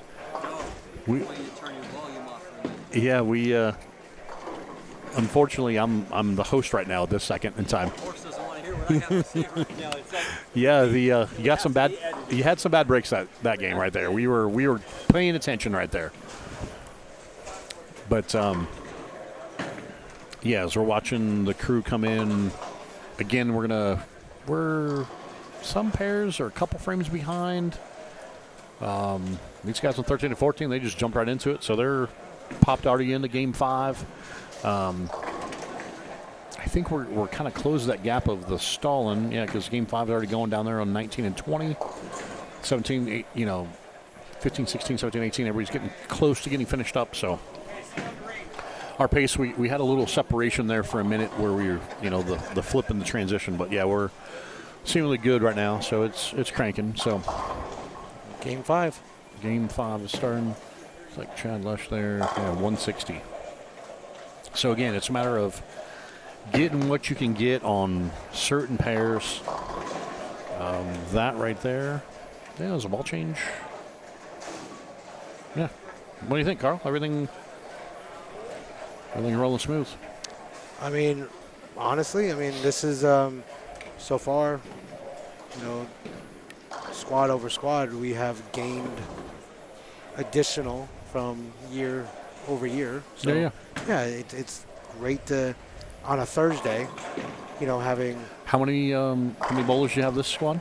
40. We had exactly 40? Okay. Yeah, so right now we are at 70 bowlers after day 1, I believe, approximately. Yeah, 70 entries. I think we had one. Couple re-entries. Yeah, get some WDs. Yeah. We had one WD. I hope he feels better. Cesar Padilla. I hope you feel better. Ooh, slow curve. Like that plan of attack. Ooh. Sorry about that. He's going to be really good. He already is really good, but Cesar, that is. Yeah. He's a great baller. Landon says hello to Carl. What's going on, sir? I will hopefully see you soon. Is he bowling? Oh, yeah. Mr. Carnati is who you're saying, right? Yes. Yes. What's the ruling? What's the ruling on the if you miss a 5-pin on the fill shot, does it still count the same? Like, it just doesn't hit the same, right? Here? It's just in general. Because you could be, trying different things. Yeah, I've never subscribed to this whole raise your hand, whatever. That must be a Midwest I thing. guess I don't really. I mean, I watch it. It's nationwide. everywhere. It's everywhere. Like, it happens here. I just don't subscribe to the idea. Like, And I flagged a 5. Okay. Well, here's the deal. The good news is there's no baby powder involved. Facts. The UBA style is totally that's a totally different That's animal. not the style you want to play. You do not want that. If you miss a 5-pin, you get powdered. Oh. The whole team or multiple pairs baby powder your head when you miss a Yeah, 5-pin. That's pretty sweet. It's actually pretty funny. I've seen plenty of them. Fair. I mean, I guess it's your environment, right? Yes. If that's a custom It is. in that area, then it is. Well, it is. UBA is actually working on getting nationwide, right? Like we sponsor it in the Underground Bowling Association. Yeah. One of the founding fathers of that is Ed Lover, from Yo G Raps back in the day. Yeah. And so they got the music playing. You got Kyle's built some. He's actually on a team, UBA team. Built some action matches and stuff like that. Yeah, it's a whole nother and that's what's cool about. That's predominantly East Coast, or they're getting now into Texas, and they're getting into Michigan, Ohio, Pennsylvania. I've actually had someone reach out to me about franchise / district manager type role. He says, I need 240. That's awesome right there. But yeah, no, it's one of those things of, and we talked about action bowling, right? And the fact of the number of people that miss that generation. Like, if you're older, that was just a thing, right? Like, action bowling was a way of life in a way. Some people, that's what their career was, as an action bowler. But those days are long gone. Like, people just don't kind of do that much anymore. I love action. So growing up, I mean, I went adult at 15. I mean, so when I went to adult leagues or, driving around over the weekend just trying to look for some action after leagues, I mean, no one knew who I was at, 15-year-old kid. But yeah, I mean, sure and liked action. That's the tales of like Norm Duke and them, right? Like that's where Norm learned how to bowl. And he even told you. I mean, he tells the stories of he bowled action as a kid. He thought he was ready to go bowl on tour. Went out on tour, got his head caved in for a couple weeks.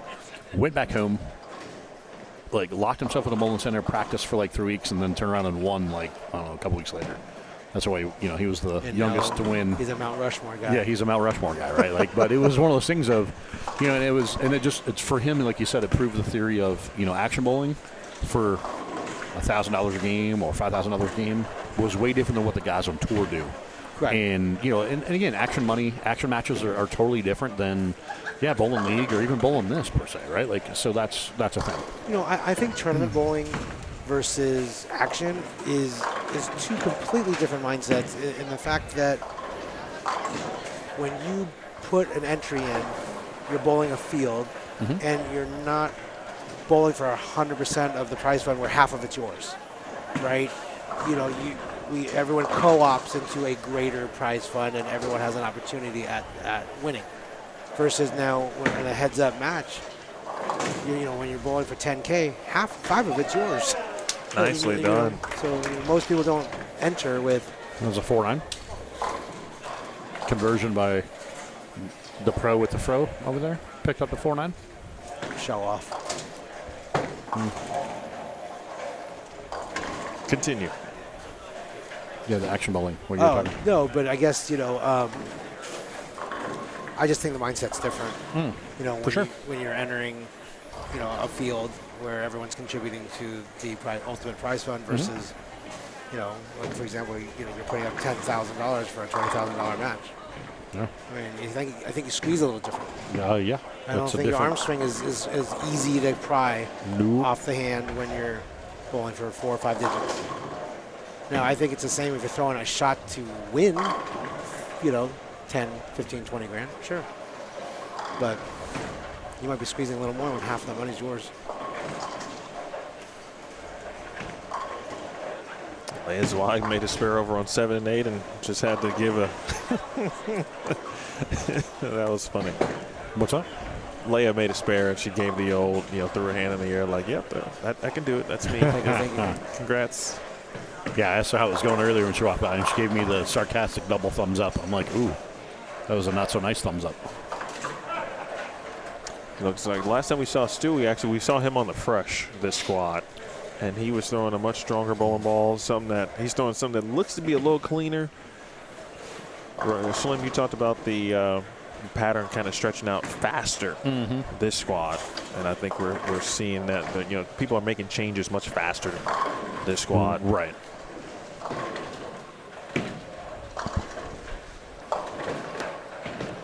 Carl, to your point, or not to your point, but to the point of the tournament, Charles Price, by the way, says, great turnout, Carl. Keep it going.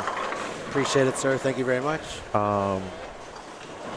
You know, when I talk about events like this, especially yours, among others, one term I hear players say a lot of is, yeah, if I tell them what's at stake for first place, they generally say, oh, that's real money, right? And so I do think it is starting to circulate, and it already obviously has been, and you can tell that by the entries and who's bowling the tournament and new faces and, you know, like Kyle Troop, for example.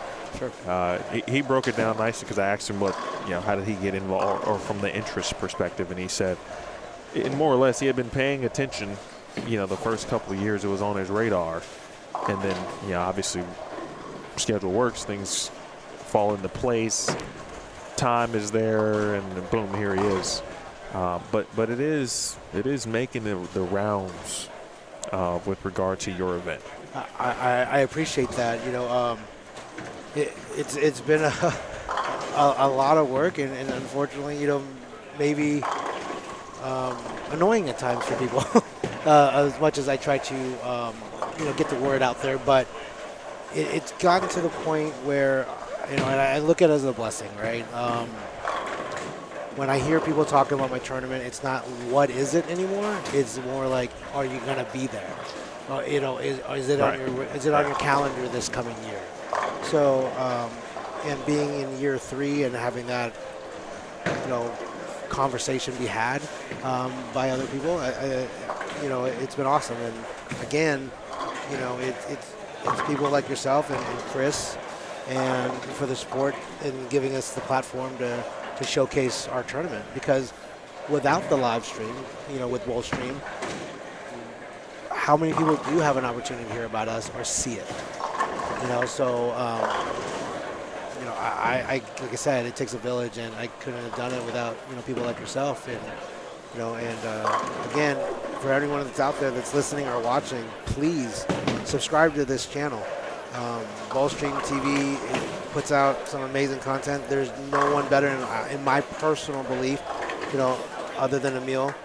And we're glad to have you back, and look forward to years to come. But, you know, let's get through year 3.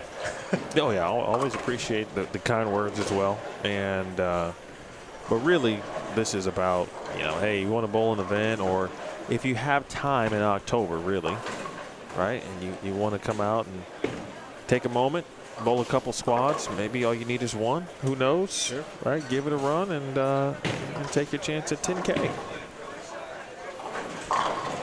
You know, second place isn't bad. What's second place? 5. Oh yeah, 3. I'm still in for that. Third. You know, So and it's 10, 5, 3, 2. 2. Oh, sorry, top 4 for your So, show. Okay. yeah. And that's just Top the 4 is main- 20 grand. And that's just the main prize fund, right?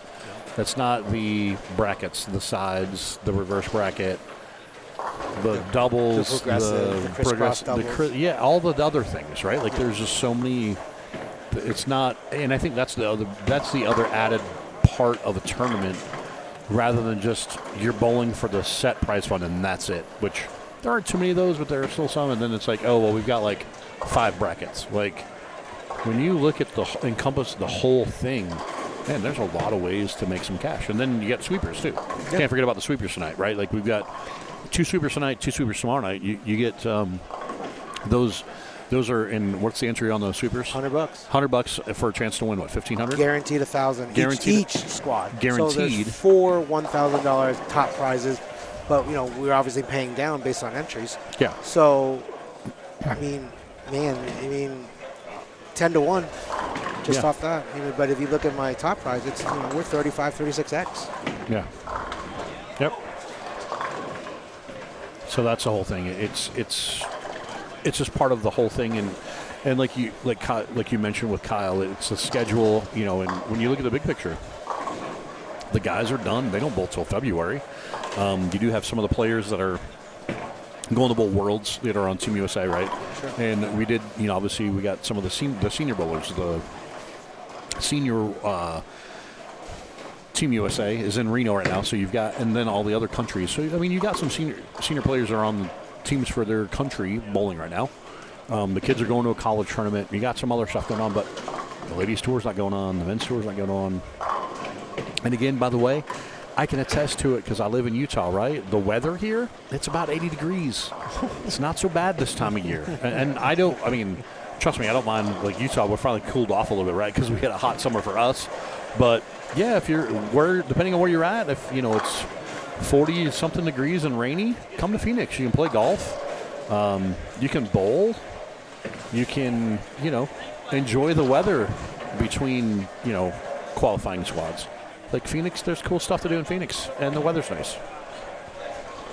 Coming down, the weather's nice. Oh yeah, it's definitely golfing weather.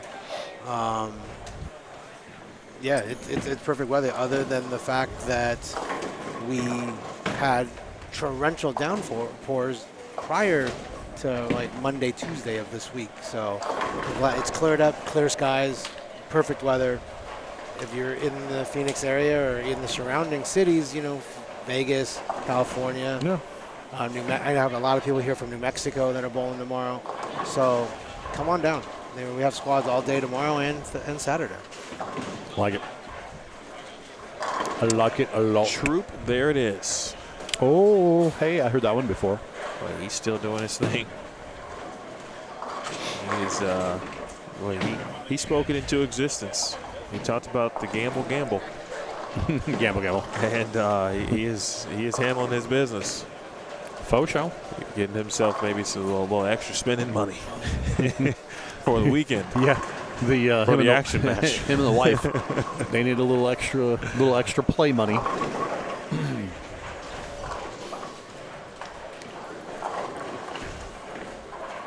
Hello, Caden. Hey, it's all good. Everybody was locked in trying to find ball action this morning. Because it looked like for everybody, I feel like everyone to a degree, right? You maybe for like at least a few frames, you saw your ball do what you wanted it to do if you execute it. Mm-hmm. And then for obviously several other frames, it was the exact opposite, even when you did execute. That's what makes bowling so tough sometimes. Maybe all the time. Yeah, no, and I think that comes back to a bowler mentality, right? And understanding your arsenal, your balls in the bag. That's a great point. And knowing what they do and how they play off of each other. I've had this conversation, I can't even count the number of times, just even this year, even with touring players, right? Like when you talk about, like, well, how does that fit in the equation? And then they go, well, I don't know. And I'm like, okay, well, are you trying to fill a gap? Are you trying to replace a part or a piece? Are you trying to wedge one in between something, something that you thought was here? Like, what are you trying to build? Because, the big thing I like to use in explanation to bowlers of all skill levels is if they're a golfer, it makes it easier. So you can understand your bowling bag like a golf bag. Having ball that's like your driver all the way down to like your putter, which is your spare ball. Not everybody golfs, so not everybody gets that analogy. So you have to, work of other ways, talk about cars and engines and tires and stuff like that.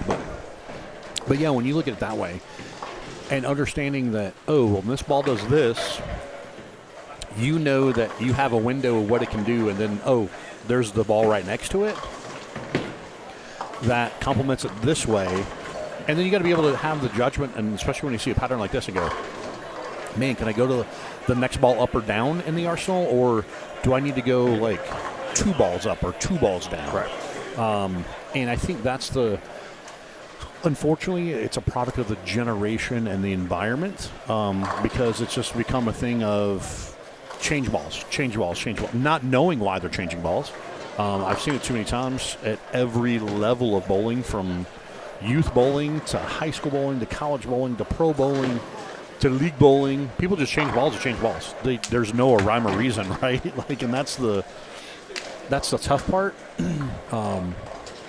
So yeah, I mean, we design bowling balls. There is a rhyme or reason that we make things to do a certain thing to do a certain thing on a certain thing, and Yeah, and then it all comes back to how you drill it to do what you want it to do. And I could go on and on and on, but it's one of those things of, and I think that's what we're seeing now. Like we talked about, the transition seemingly was smoother from practice into the first couple games.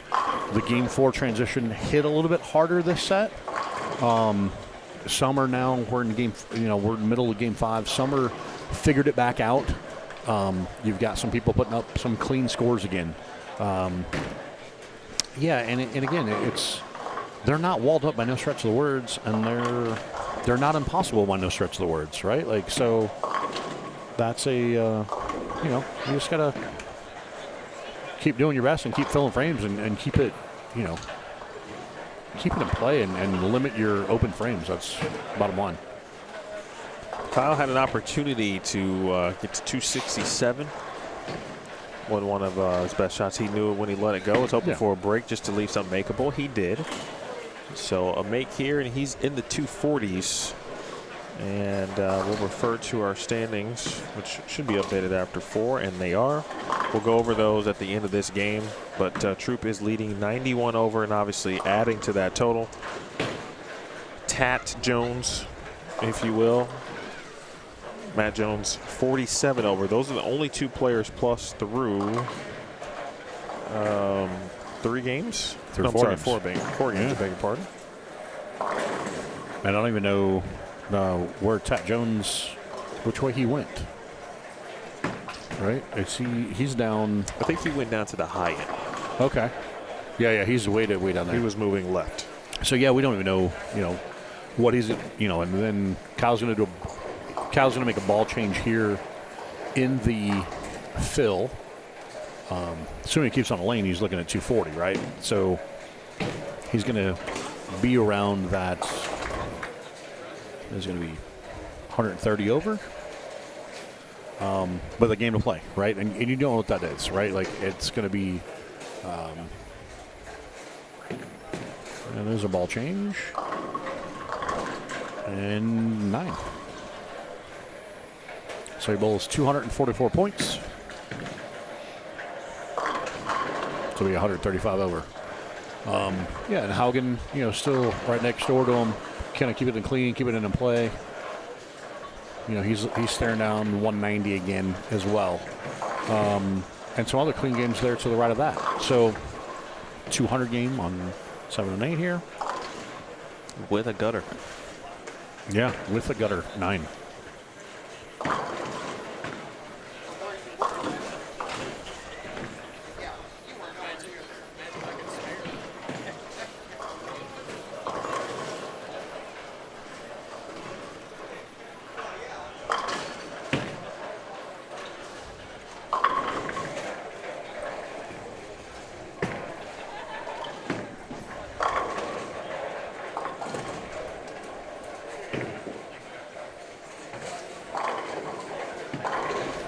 Trying to look and see. Let's see. Let's strike spare 4-bagger for the B bowler on 17.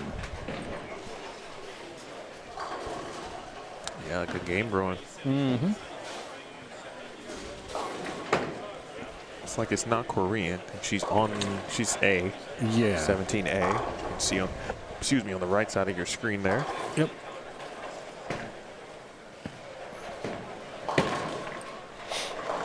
Well, we'll find out next who it is. Maybe. I want to say, I think it's the guy with the black T-shirt, glasses. That guy. Walking up there now? That is Alec Johnson. Okay. Him. That dude. That dude. That dude or that dude or however you wants to spells it out.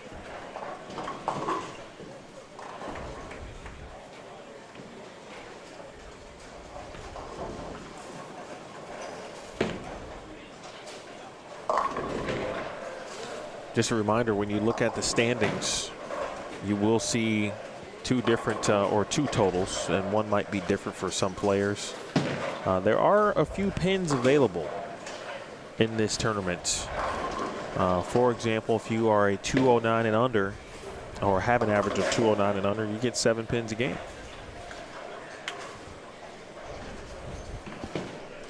If you are a senior player, 55 and over, or a woman with an average of 210 and over, you also receive not 7, but you get 5 pins per game. If you average 210 or better, you do not get pins. And any PBA or PWBA member / national and or regional title holder, or any national team members, also receive 0 pins. So just keep that in mind as you look at the standings and go, why is this person's scratch total or perceived scratch total a little different than their overall total? That is the reason why. Fill shot here from Tyler to take care of the 3, 6, 10, and then we'll take you back over to 9 through 12 to finish up.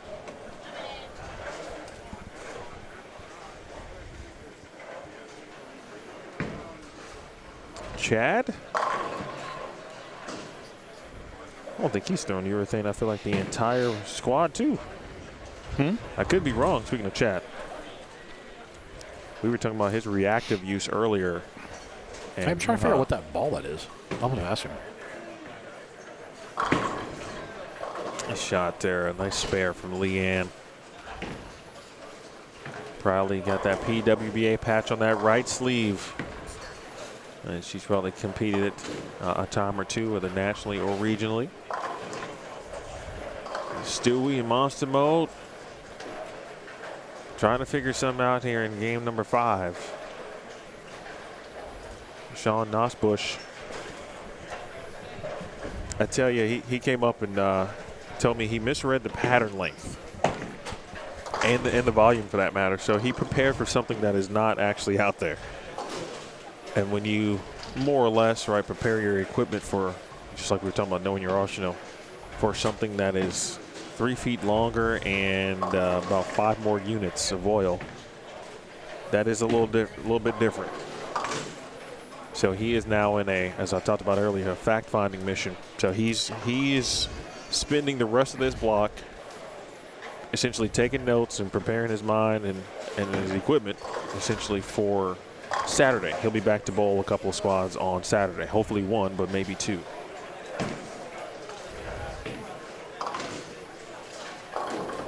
Like Jessica's going to be in the 160s, just next door.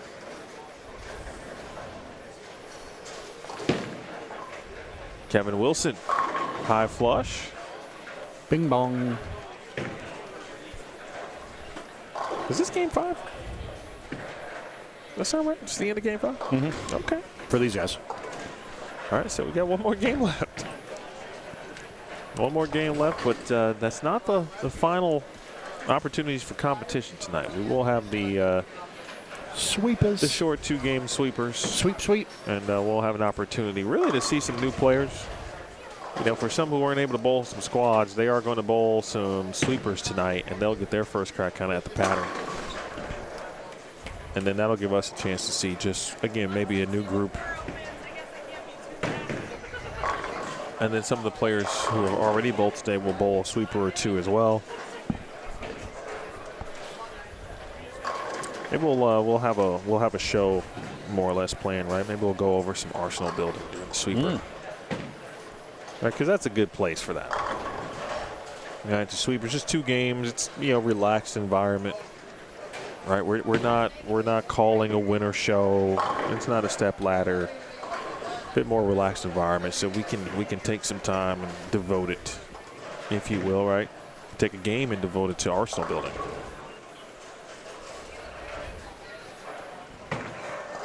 Nice finish there, 182 from Kevin. That's a better shot.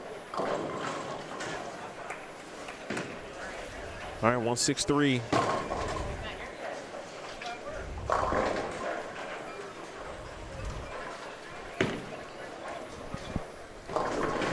He threw one shot, speaking of Sean, it was actually on the right lane where I don't know when or how you could do it. But I just don't know if it's repeatable, right? I took a replay of it because I wanted to show it again. We hadn't seen anybody really kind of play where he was in that particular shot.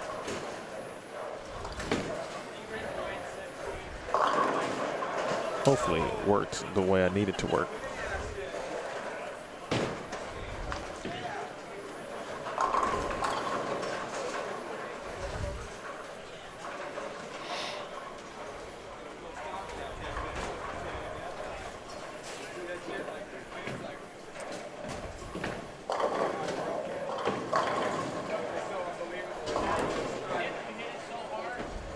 All right, let's see if this works. All right, so we transition into game 6 here. All right, so let's see. All right, it is going to work. Watch this shot here, Slim. And this is game 5, frame 6. All right, watch where he is at the arrows. Mm-hmm. Hey, 16, 17-ish. Yep. Using the hold down lane from the Thane.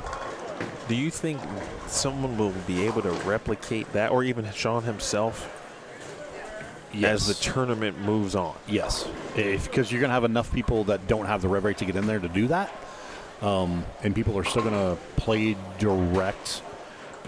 Even if they don't use as much urethane, even if they use reactive, they're still going to see a transition. You'll still see a hold spot.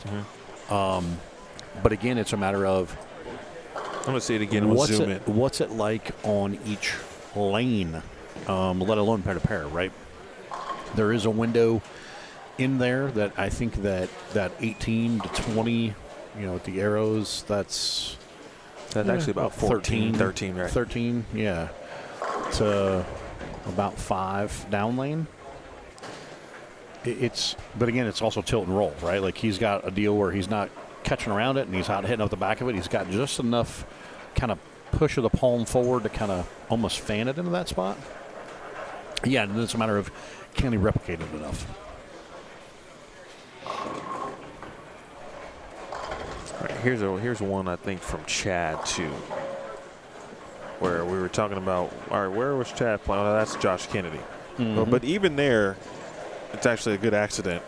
Yeah, right. No, but that's where it is, right? Just like the contrast. Being able to play out there. And again, it's the type of ball, it's your rev rate, it's how you, if you're quote unquote being nice to it at the bottom, you need to catch it, but not catch it for all it's worth, right? Like, you just got to help it kind of get it started. Yeah, and everybody's going to attack that differently, right? Because if you don't have the rev rate to do so, some people might have to use a bigger ball. Some people might have to use maybe a weaker ball with more surface. Some people need bigger ball with surface. And when I say that in reference to whether it's core or cover, equalizing more traction, more flare, well, that's a pretty good pitch right there.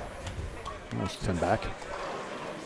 So it's a matter of knowing what you can and can't do, and then capitalizing on it and executing it to the best of your ability to, again, kind of find your own little, there's ways to find your own little zone or own little place to play, I think.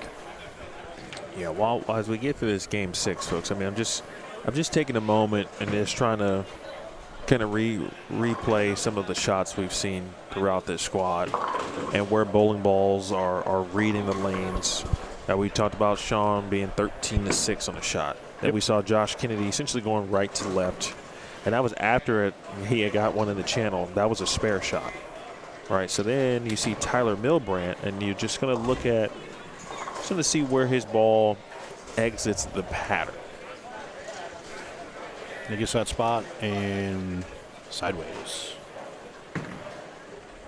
Not terrible. See how close it was to leaving a 9 pin there. Yeah, and then, well, I guess I was referring to his last shot. Yeah. It checked and went through the face, and so he 3-6-10 and just chopped it. So again, it happened to be that he's got his hand around a little bit more, so it was on the same trajectory, same line, but then when it saw the friction, it responded harder to it as opposed to being a little bit more up the back, but to make it tumble forward, it snafu'd sideways.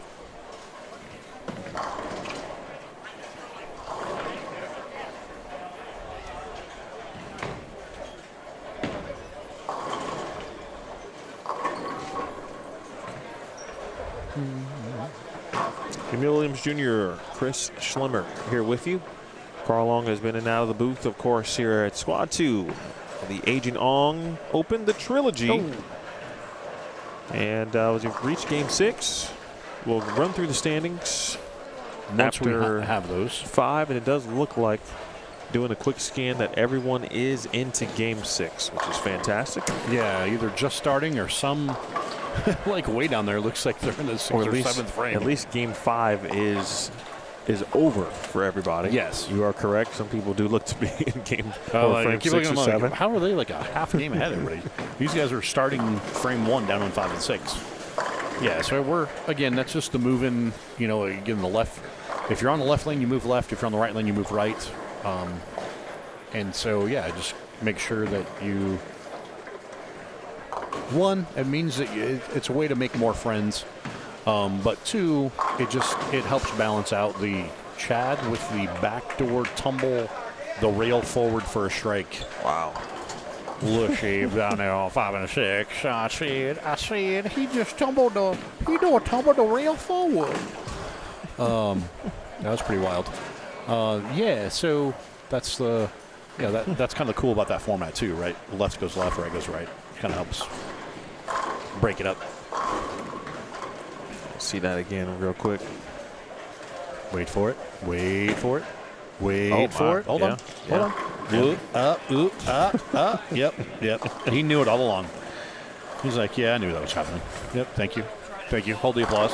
Thank you. Hold the applause.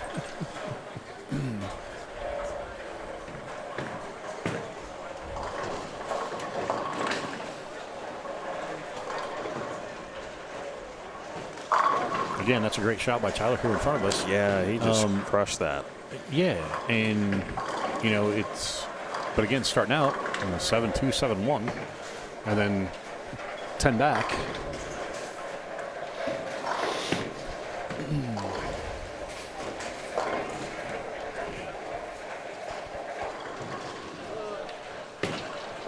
Well, folks, what's your thoughts on the squad, if you will, for those of you who have been chatting? We certainly appreciate Yeah, what's you. the chat say? What do you guys think about this squad so far?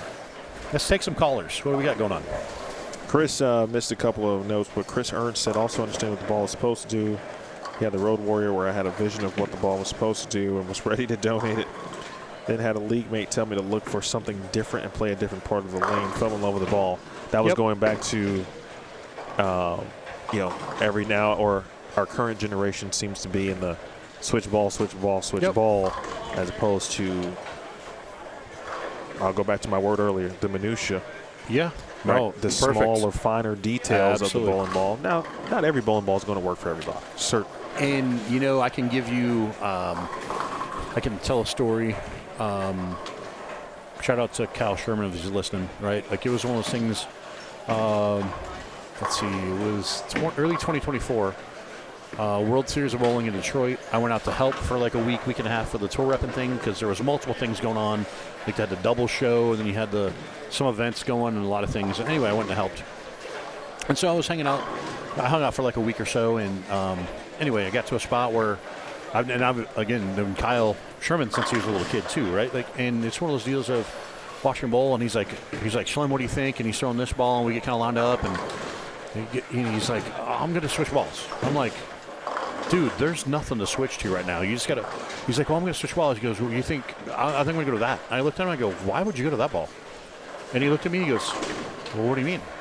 I go, that cover and core combination is nothing remotely close to what you're doing, and you're trapped in a certain zone from like, and it was like, because Thunder Bowl in the Bay on that pattern, like the guys were into like 20, 25. I said, dude, that ball's not going to work. He goes, so what do you think? And I go, where's your bowling balls at? So I went through them, and I go, that one. And he looked at me, he goes, I haven't thrown that ball in a week. I go, you should have. He picked it up, caught like the back 6. And he's like, oh, hey, that's a lot better. And so just knowing cores and covers, right, to help that feed into a certain zone. And again, it's like, he's like, oh, man, he goes, I need to take some, and he started writing down some notes. And then he's like, oh, this ball plays off this. And it's not just, I'm not singling him out, right? I've done the same thing with Norm Duke and some of the greats of the game, right? Like, they're like, oh, I'm going to switch to this. I'm like, whoa, time out. Now, Norm, I will give credit because he can do things with a bowling ball. He does his own thing, right? He lives in Norm's world, right? But there's times where you look at it and go, that makes 0 sense, but he's making it work. Like, he has the will to make it do that. But, yeah, there's plenty of times where he asks me, he's like, Schlim Doggy, what do you think? Da-da-da. And I go, well, let's go to this. He's like, oh, okay, I wasn't thinking that way. I'll give it a try. And he's like, oh, hey, good call. Like, that played off of it, right? Like, and again, it's easy when you're in the moment, when you're battling, as we call it, in the trenches, when you're, tour up and caddying for these guys, right? Or girls. The same thing with the girls. I've gone through that as well all my years out there, right? Sometimes you get, your brain gets a little frazzled, or you get a little, kind of convoluted or confused. But if you just have a better general knowledge of, these covers kind of pair together, or these cores pair together, because sometimes you have to take those variables into account more so than something else. And it could be that you're looking for a certain amount of flare because the core's generating that. Okay, well, what other balls have that RG and that diff, those numbers that are going to help create this motion in a certain spot, right? And or is it the ball doing that because the cover's doing that, in certain deal? And yeah, I mean, there's all just different ways to attack it. So, but circles back to bottom line, just understanding what that bowling ball does for you. And like, our in the chat there, one fan was like, oh, hey, I had this ball, I didn't really like it. And like, oh, hey, if you're using that ball, you should play in this zone. All of a sudden it's like, well, hey, that's way better. And I can't count the number of times over the history of time where I've heard that, where, man, I wasn't changing that, I changed the surface, or, I just had to move my feet like 5 or 6 boards. That's the greatest ball ever. Oh, okay. It's funny how that works, right? But it's just understanding the full capacity of what you're doing and what you're working with.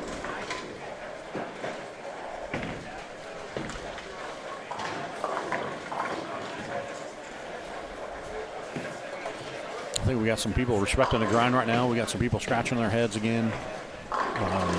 We got some people grinding out some clean games, right? Like, and it's we're going to see how this all shakes out.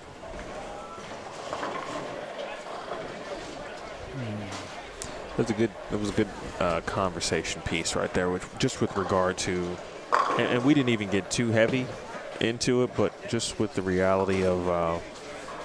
Bowling balls, sometimes we can give up on a bowling ball too quick. Yeah. We had kind of a first-hand account, if you will, from Chris, who shared that. Yeah, for sure. Jim Ward said he just bought a new ball that was on sale. It was a Roto grip ball, the XL. Oh, nice. I actually, a very good friend of mine and league teammate, shout out to Rakai, put up 740, 750 with that ball. Yeah. She was killing it. High RG, cleaner cover. But he says lower revs, lower speed. Would it be better to drill a pin up or pin down? Maybe pin on the side? It's okay. That's where it gets tricky. And so the big thing is you have to know what your positive access point is. That is first and foremost. You have to know what your positive access point is so you can place the core in the proper spot. You can't just go, I'm going to throw the pin up or throw the pin down. Pin-up balls tumble forward. They tend to hook stop faster. Because watch out for Kyrene cup. Yeah. You drill balls pin down. You raise the RG. You make them continue better down lane. Leverage drillings. If I recommend, if you're looking for like a 4x4x2, which is pin 4 inches to PAP, PSA 4 inches to PAP, and then the 2-inch buffer, you have to know what your PAP is in order to create that, to get the core in a leverage spot for your style. Because, me and Emil could both drill a 4x4x2, and it's going to look totally different based on what our PAPs are. So, it's understanding that is like I said, the most crucial key element. And if your pro shop operator does not have that, have them measure that for you, because that's how you have to map out a bowling ball these days, because you don't have the luxury of a balance hole to fix a ball if it doesn't roll the right way. If you don't get the core position the right way to start, you can't really fix it other than plugging the entire ball and just re-drilling it. Where before you could pop an extra hole in it to kind of somewhat make it do what you were hoping it did or didn't do, right? So now it's really crucial to get that core in the right spot to start. So you maximize what you're trying. I like to refer to it as building the motion you're trying to build with that particular ball. It's all based on core placement. So hopefully that helps answer that question.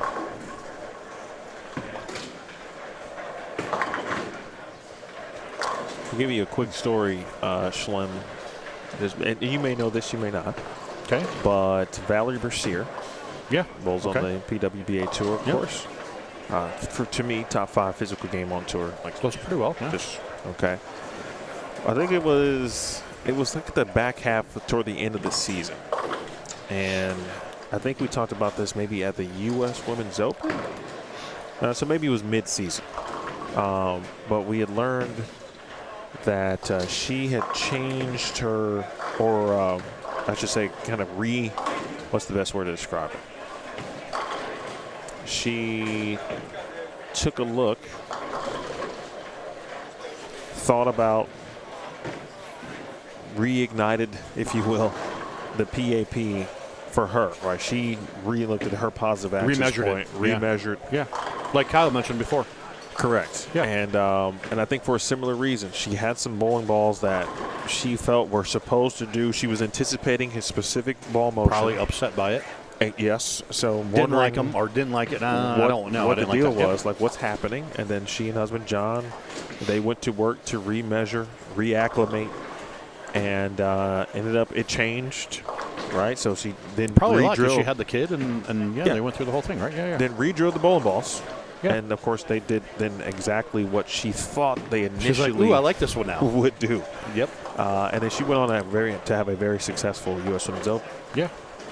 And And the rest of the season, again, for that it happens, and I had this conversation with Kyle, and I had it with a lot of tour players, guys and girls, and even pro shops. Like when pro shops reach out to me directly, whether it comes through the website or they reach out to my fan pages or stuff like that, when they got questions like, hey, I got a question, I got a customer, XYZ, da-da-da-da, and I always ask them, what's a PAP? And they go, well, I don't know. I'm like, okay, let's start there. Because I've seen it too many times, right? And the big thing, not to get off topic here, this is more conversation we'll have throughout the weekend. Yep. But like the military tournament, I see it all the time when people, I have a guy come in, that one of the best ones, a guy comes up and he's like, hey, will you map this ball out for me? I forgot what it was, last year or year before. And I go, yeah, man, no problem. I said, what's your PAP? And he looked at me and he goes, I honestly don't know. I said, okay. So I looked at his bowling balls, found his PAP. All his bowling balls were drilled like a 2-inch pin. And he's like, yeah, I'm not really a fan of this one. And I'm like, well, dude, these are all 2-inch pins. He goes, well, what's that mean? And I go, well, I said, they spin up a lot faster. I said, this one, you probably plaque 10 a lot. Right-handed. I said, you probably plaque 10 a lot and do this and that. I said, this one probably does this. And he looked at me and goes, how do you know that? And I go, well, it's based on how they're laid out and what the ball characteristics are. And so it was one of those things where he had a really short PAP, right? Because he kind of twirled a little bit. And so I drilled him a ball. I put the pin left of his middle finger.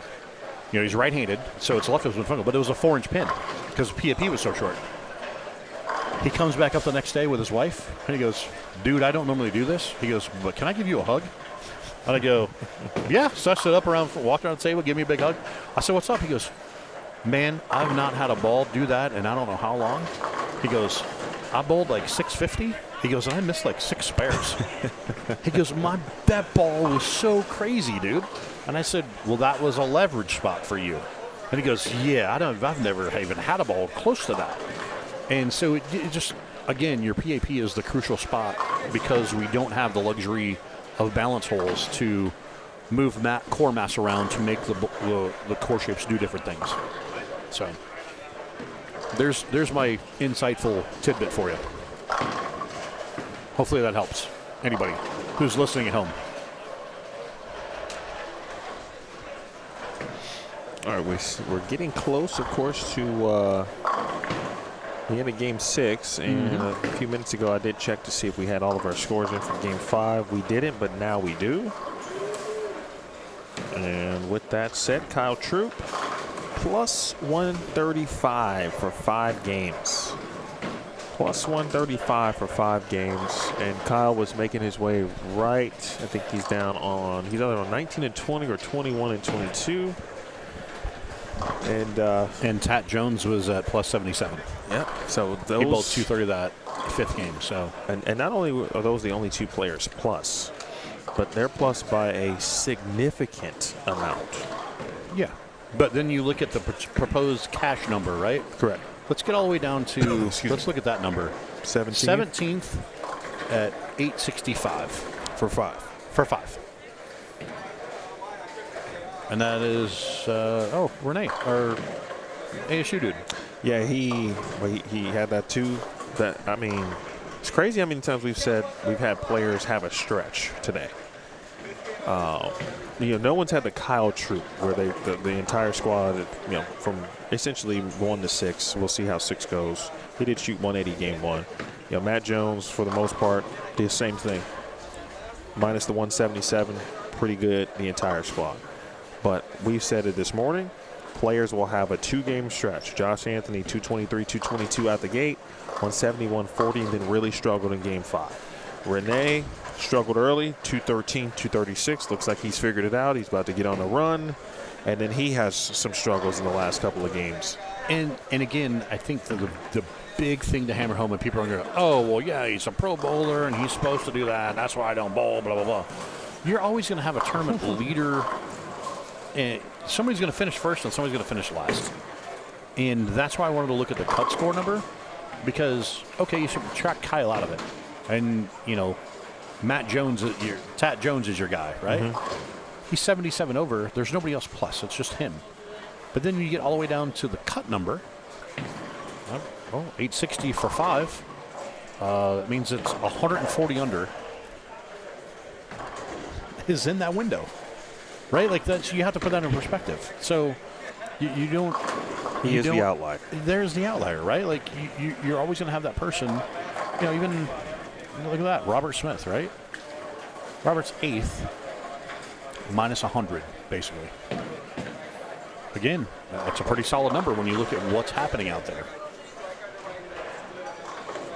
We appreciate everybody for tuning in today. Absolutely. We got a couple more sweepers tonight that we will stream, but we'll have some fun with those.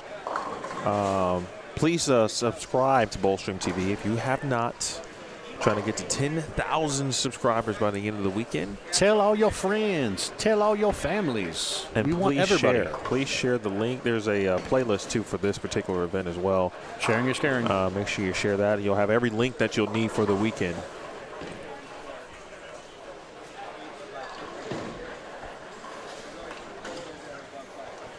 And then what I'm going to do, we'll look at the standings with both squads, I think. Let's see if they'll combine both for me at this point. Up to 2. Yep, and so when you combine the squads, then that 17th number, through 2, then gets to, what's that? 1036 for 6. About the same. Yeah, it's about the same average, actually. Yeah. I mean, so, for the time being. Correct. And we'll see how it shakes out, right? And again, as we discussed, figuring that it was going to transition smoother and better, which it did.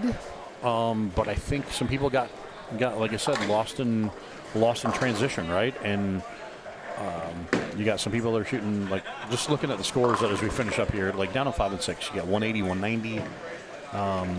You got some 160s, you got some 160s, 170. You're looking at some 180s, but again, they're not filling frames, right? Like if you're filling frames, you got 180 in the bag, and it's like I said, it's just one of those deals of making the right choices and doing the right thing.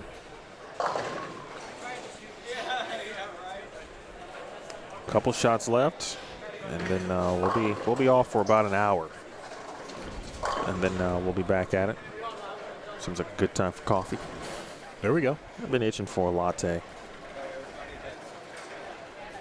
Like a whole latte? Just asking. Just asking. That was good. A little latte or a good. whole latte? I would prefer a whole latte. Bob Smith, 177 points.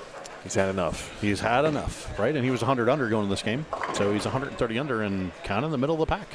And as far as in terms of the cut number thing, right? Like, so it's just he's gonna bowl some more. He's gonna do some things.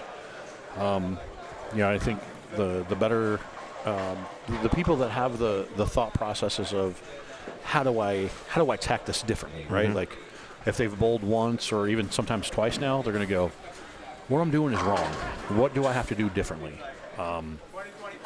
Yeah, and we'll see how this plays out, right? Like, again, you got more people still that have yet to bowl. We're going to see new faces from new places tomorrow. Actually, we'll start seeing them, I think, tonight for the sweeper because there's, I think, well over 100 people signed up, I think, for the sweeper, last time I checked. I know some people are getting into town this evening. Yeah, we're just going to see. It's going to be different, right? So there's no definitive, as we said, you have to do it this way or you have to play there. We know angles in front of you is the better play with this short of a pattern and this much volume, meaning you can't just go swinging it coast to coast. Right. And then it's a matter of, and I think that's the other thing too I want to touch upon, we'll touch upon too, of I think sometimes bowlers don't get the mentality of what can I use to give myself more room for error, if that makes sense. Because again, if you cross over, it's fine. You know what's going to happen, but you want to make sure you cross over enough, not go through the face and leave a design. You want to get to where you have a ball that you can create a certain shape on the lane that you can hit the pocket with. You may not carry every time, or if you cross over, if it just rolls enough to at least get across the head pin enough to where it mixes some pins and not leaving all these designs. And I think that strategy, again, the target score is 180, just because they're not easy. It's interesting when you really, you have to, as you said, keep it in the right perspective. And it's tough. Context is everything when you look at the scoring page. Absolutely. And I know there's going to be some frustration, and people are, again, they're going to they automatically always look at the top of the board. You can never do that because I've seen it so many times throughout the history of time and all my years, like in the ladies' tour, the men's tour, senior tour. Man, if somebody has a little trick or a certain type of roll, and it didn't happen all the time, but man, there was always a time where, guys or girls would fly out, and I'm like, hey, calm down. Just because so-and-so's out averaging the field by 15, right? Nobody in the building throws it like that person. That's the outlier. You can't. That doesn't even count in your equation, right? So you got to always, if you have the mindset or the thought process to, okay, target the middle of the pack. Am I within striking distance of that, or am I in that deal, or am I a hit or two away, or am I chasing that? That's more of attainable. I don't know. It's all about mindset when you get to this deal. Well, it looks like some of your fave players, to some degree, are bowling some sweepers tonight. Landon Garnett. And, there he is. He is supposed to be, according to this, on the sweeper. Now, there's only a handful of names right now that means it's they're being entered as they go, and et cetera and so forth. So looking forward to who else is going to bowl. I'll be kind of looking at probably, again, a little bit that you just talked about. Just, if you bowl a sweeper and you've already bowled one or two squads this morning into this afternoon, let's see if somebody does something a little bit radical. Just to some degree. Completely outside the box. Completely different. Yeah. Right? And that's the best test platform tonight at doing a sweeper, right? Yep. But, obviously you're throwing money at it, but this is a good practice investment. Yeah, and like Carl said, it's a $100 entry, but guaranteed it's a chance for 1,000 on top. And then the number of entries, it just pays down more spots, right? So the odds of trying something enough to get your money back, as you say, to kind of the test process to kind of grind out and play out on the pattern to just try and get to that, it's a no-brainer, right? Like, because again, the end game is the 10K on top, and so it's going to reassure or refine your strategery, I think, is what we're looking for. Strategery. Strategery. We love strategery. Yes. And I also love this shot from Mikey McQuiston, and that is how we are going to end this broadcast. Let's get a look at our replay from Mikey. His final shot that he tossed of the day, of the evening. Mm-hmm. And the furthest left of any player that we've seen so far here. And, of course, it comes from Game 6. And I'm sure probably trying some things out. Why not at this point?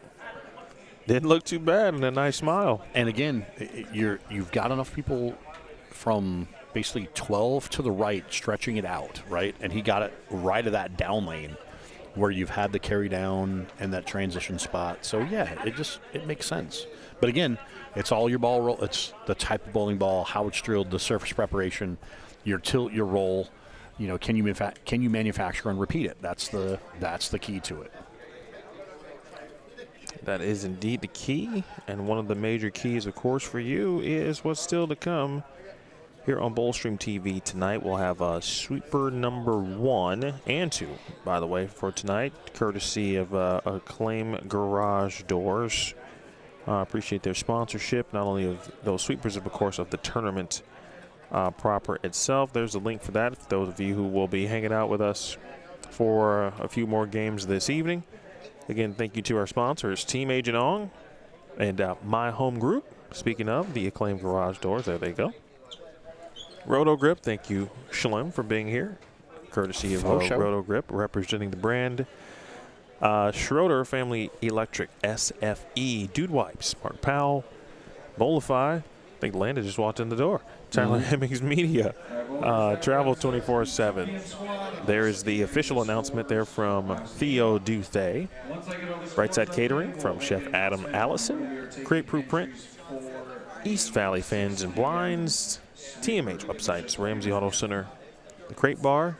Shout out to Jeff Krause. Spartan Family Plumbing, B3 Performance, Friggin' Jerk, O&B, Burke Brothers, Swift Home Inspectors, and Chuck's Painting. We will be back here in 1 hour, ladies and gentlemen. If you want to hang out with us for a few more games tonight, you're certainly more than welcome.